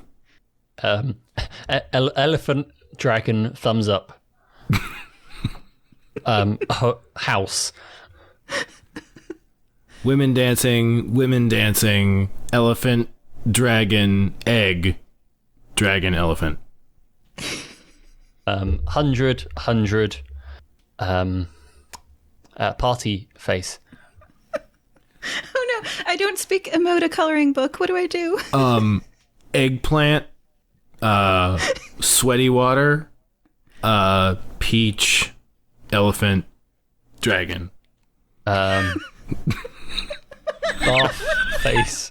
A thinking face. Mind blown. Poop, LOL. Cry laughing. But the sideways one. Olive draws a smiley face too.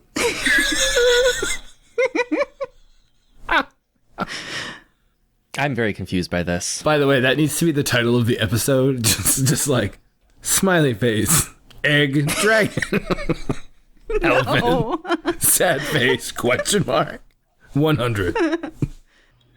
Meanwhile, Dr. Crud is gathering scrub and stuff, and he's, I can't get up there, I'm going to burn the bastards out. Oh, sure. Whoa, And he Dr. starts Crud. setting a fire at the base of the tower. Okay. That'll come into play when you actually light it, but I don't think anybody notices that right now. No, they shut the window. Yeah.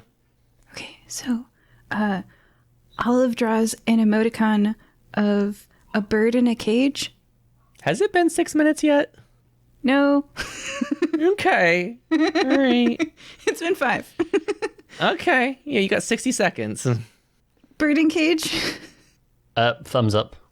Oh, okay. So while I'm still in... Oh, well, I guess if I cast something, I will become uninvisible, correct? Or I guess visible would be the correct word there. Yes. No, it's uninvisible. That's invisible, actually. Invisible? All right. Yeah. Well, I'm in... Okay, well, I will cast telekinesis and gently move the body of this thing out the window. Is there a window in I'm this sorry, room? what? There's a window in this room, right? Could we not just pick her up? There Well, is it's only one window in the entire tower. But it's a dragon elephant, and you're a cat. What? It's a dragon elephant, and he's a cat, and like I'm a halfling, and she's a crocodile. Yeah, She has tiny Jenny's not that arms. big. Oh, she's not? Okay. I missed Yeah, the... Jenny's a baby. Oh, okay. This is why you haven't just asked her what's going on yet, because she can't talk. I thought she was asleep, and that we She were... was sleeping. Well, then that's one reason why That- we could have not talked to her. There are multiple reasons, yes. Okay. All right, then. I think we should... I draw, like, the baby swaddled emoticon, and then, like, the door, and then the running guy. Okay, and then I make a note to buy an extra movable rod and an extra disappearing dust. Because that would have made... Oh, Okay, we all become visible again. Can you make all of us invisible, Rollo? I can cast greater invisibility on us, yes. So let's That's see. awesome. How many people? Yay, magical people. Oh, if it helps, Pass Without Trace lasts up to an hour. Nice. So we're good. But yeah, what we're gonna do? I can only make 2 of us invisible, though. Oh no, wait, no, do you I have can any fix more that. of the dust? I can fix that. Yes, I can make us all invisible because I will use some sorcery points to twin a spell. That's 1, 2, awesome. 3, 5. Make sure you include Jenny in right. that as well. Oh, so we have a plan. What are we going to do? Dr. Crud lights the fire. We're twinning the invisibility spell to make multiple people invisible so that Jenny can be invisible too, because either our invisibility has run out or is about to run out. Yes, Yes, so it has run out. I will need to twin 2 greater invisibility spells using all 10 of my sorcery points to get all 4 of us to be invisible, and that also uses up all of my level 4 spell slots. So this is Dr. Crud owes me one. This is an act of great and powerful magic. Yes. Olive's mind is blown. Yes, you see me and I like seriously whip up some. Oh, I should probably roll on the wild magic table because I'm like using sorcery points and casting level 4 spells. That sounds like fun. Meanwhile, while all that's happening, Beans prowls up towards the bed, and because Jenny knows Beans' smell, because we've been hanging around with Crud for a long old time, so Beans is just going to like basically the way you do with any other animal, you hold his kind of hand just next to her nose so she can like breathe in the smell and be comfortable with it before picking her up. So she's not going to like jump out and go "Rah!" and start breathing fire everywhere. That's different. Anyways, Oh, that's how you do it. Well, she's not an animal. She's a Jenny. Yeah, but I mean, babies still want to like have a friendly smell around them. Otherwise, they panic. okay, yeah, that's fine. Quick, parents, back me up. They're very sensitive to weird smells and noises. I mean, they make lots of weird smells and noises. Mm-hmm. Especially as they get older. Yeah. Ooh. Yeah, especially once they're like getting towards middle age, they make a lot of weird noises then. Bobby, have you ever smelt a teenager? Yes. Not on purpose. Not since reaching adulthood. All right. So does that work? Sure. The fire is now roaring. At this point, the dragon comes back out to the main room and opens that window again and becomes very angry at Dr. Crud. Ooh, the window's open. Let's go for it, guys. What are you going for? The window. The window is fairly blocked by this dragon poking its head out. You're going to have to probably interact Wait. somehow. We'll wait. It's okay. Oh, you'll wait. Okay. Yeah. How long does greater invisibility last? I'm not sure. That is. It's Like very 10 short. minutes, isn't it? It is very short. It's up to 1 minute. So we were rushing. Okay. Okay. Okay, we Olive just take will a book. drop her invisibility because she's not holding the baby. Just take a book and like yeet it against a different like wall. Make a distraction. It turns around, looks, jump out the window. That's smarter. Yep. Olive uses her tail to knock things off of their stands. The book falls to the ground. The dragon turns suddenly and goes to investigate the book. Out the window, everyone. Out the window! So, as monks, we can run on vertical surfaces, which means we can just run straight down into the ground, right? Fire. Into the fire. Into the fire. This is why we didn't bring you inside, Dr. Crud III. Okay. And then the question is, Rollo, are you okay? I fly. I get onto the ledge, and is there any ledge that's like not seen, like that's like an overhang, like laterally, so that I can be like outside and unseen? Sure. Okay, so I crawl out there, and then I stop concentrating on greater invisibility, become visible, and then again cast fly on myself, and I will glide gently down. Is anyone still visible to the dragon? Should hope not. You're all safely outside. Yeah, Beans and Olive, being monks, can use their slow fall ability just to reduce falling damage. Okay. Yeah.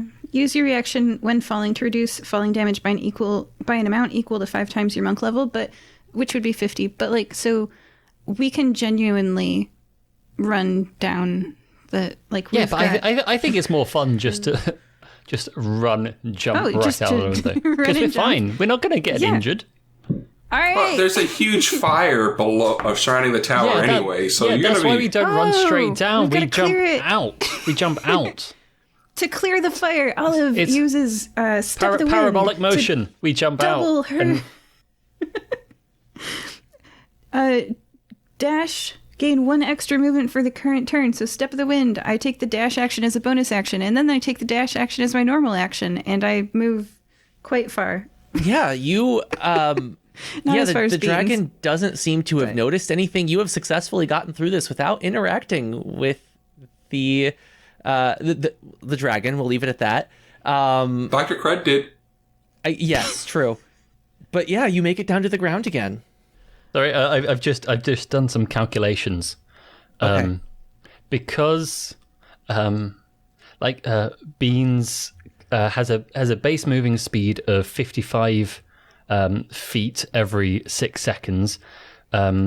We have I can use dash just as a regular action to double that to 110. Then I've got Boots of Speed, which I can use as a bonus action to double again to 220.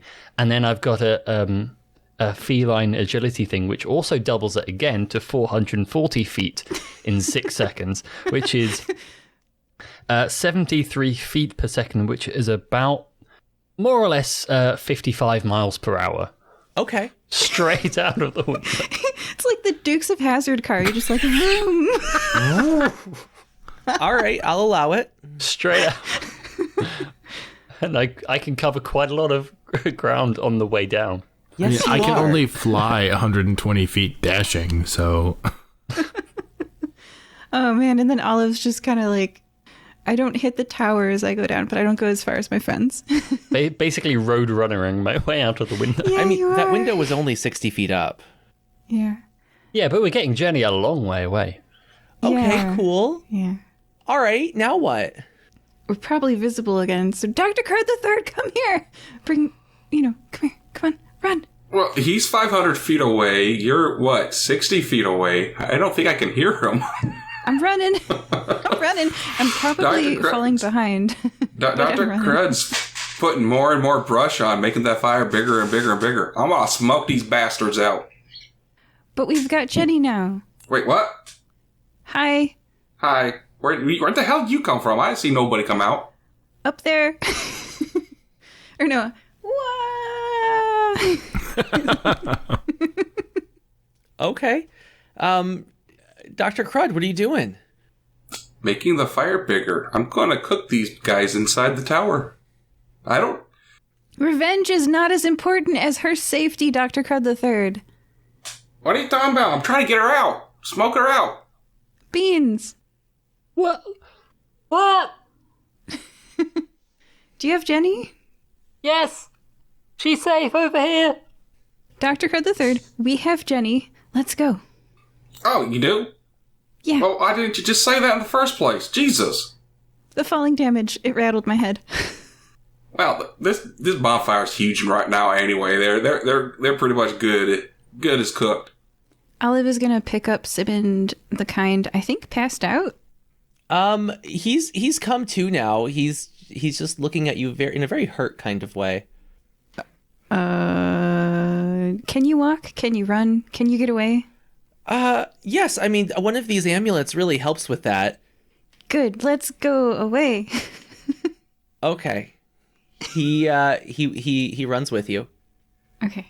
awkwardly stumbling with his bound hands. I'll allow it. I'm fine with it. Okay. All right. Yep. You're running. Okay. Now what? Aren't you glad we didn't bind your legs? Well, I guess that depends on who's doing the binding. I'm just kidding. That's not in character for Simond. All right. Yeah. I mean, you guys have made it away. You have Jenny. You have a bound Simond. You have a Yorkie. But I left my dick in the afterlife. You did, unfortunately. Makes me pretty sad. Yeah, sorry, your dick's gone. Olive, you're the only one now who has one. It's unique. Okay.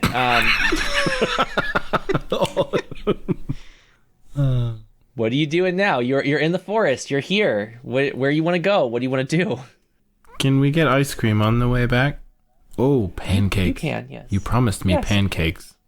I did. I guess we go to Taste Like Crepe and we eat pancakes. Uh-huh. Simmond also gestures towards his cuffs. I uncuff Simmond the Kind.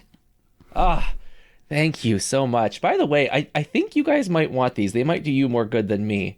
And gestures towards the talismans that have been pointed out 3 times now. I wrote it down. 3 glowing talismans, 2 purple claws, 1 brass cylinder. Yeah. You might want those. Even I wrote that down. Yeah, he hands them over to you guys. Oh, yeah, we've got a dog inside a restaurant. This is awkward. I guess we should take this back, huh? Yeah, you should. Do you go back to the museum? Yes. I mean, I want 10,000 gold. Yes. Probably. You did successfully bring this dog back from the afterlife. You'd think you turned it in for the cash. Yeah, And it's still in very rough shape. Dr. Crud did not fix it at all. and you harvested organs from it, so it's missing. It's like down 4 organs, if I remember correctly. Yeah, Crud, you want to heal it up a bit? No. No. Okay. She just said Turn it like alive. this? She's just said alive. She didn't even say alive. Alive. Yeah. I know. She's going to get sued for that later. Still pretty bitter about that. Okay. Well, fine. Lady Tatiana's attendant takes the dog and gives you a check. As Lady Tatiana is still fainted from all this shock and trauma that you have done nothing to assuage. That's great. All right. No problem. Anything else you guys want to do? Jenny, you're so cute. And I do that like peekaboo with Jenny. Peekaboo. She makes chomping sounds at you. Yeah, I'm going to roll a d20 and see if she actually tries to bite. High or low? Hi. You're not the one getting bit. Oh, Olive I thought is, that so was a DM Olive ruling. gets to Fine. choose. Hi. She does not try to bite you. Of course not. Oh, Peekaboo. can I do prestidigitation to make like cute shapes and stuff at her? Like squares and things? Uh-huh. Cool. I do that and I make like cute noises and make like a little dinosaur and, you know, it's fun. I'm thinking Very about cool, starting very a cool. kid show. Did the tower burn down? No, it was stone. Stone can burn down. It did not. I think the dragon might notice. Yeah, I think so. You know, eventually. Just pop your head out and go, oh, okay, this is on fire. Cold breath. Mm-hmm. Problem solved. Yeah, pretty much. This was their meanwhile. Yeah, that was there. Meanwhile, anyways, I think we've accomplished pretty much everything today. Unless there's anything else you guys want to do. Olive would like to use her share of the 10,000 gold to pay back the dude that had the really long beard and gave us the vial. And can I have the rest of that vial, Dr. Crud III? I can give you a portion of it. I Thanks. earned this. Yeah, you did. I'm just going to return as much of it as I can and all the gold that I got. I've got a great idea. Can we sneak a drop of it into the druid dude's, I forgot his name, his drink, so he goes back? Oh, yeah, no. I'm only giving Olive a portion of it. I'm keeping most of it. So we can put in as many people's drinks as we want. Great. All right, let's keep an eye on that. Okay, I'm writing this down. I give All right. every last drop back because I'd feel bad the way we Oh. got it. He is very thankful, but he does tell you that once it's been out of refrigeration for more than an hour, it does become inert. Oh. Well, that'll be fun for them That's to find okay. out later Crud- firsthand. I'm sure Crud's got a freezer handy. It has been like a full day. Okay. I'm What a does it doctor. I taste can like? figure it out. But they don't Yeah, know that. they don't know Reverse that, engineer no. it. What does it taste like? The wizard also hands back your gold and says, you know, among all of your friends, you are a virtue to your profession, a testament to the honesty of adventurers. I can't take this gold from you. Like I said, don't worry. We'll write it off in the ledgers. We have plenty of grant funding. It's fine. Okay. But then Olive will feel every time she's at the museum visiting her bow, she'll feel slightly guilty and avoid the magical artifacts section or whatever. Yeah, that was the alchemy Or section. Alchemy. You could always make it up to him. He's a lonely old man. I'm sure there's plenty of things that he wants in his life. Maybe crepes. Maybe I'll death. take this old guy out for what? Hey, some old people wish for death. This guy didn't. Remember how we intimidated him? Anyway, I'll take him out with Richard and me for Taste Like Crepes a few times and be his friend. There we go. Aw, okay. You can rent an old person at some libraries. Did you know, listeners? Uh-huh.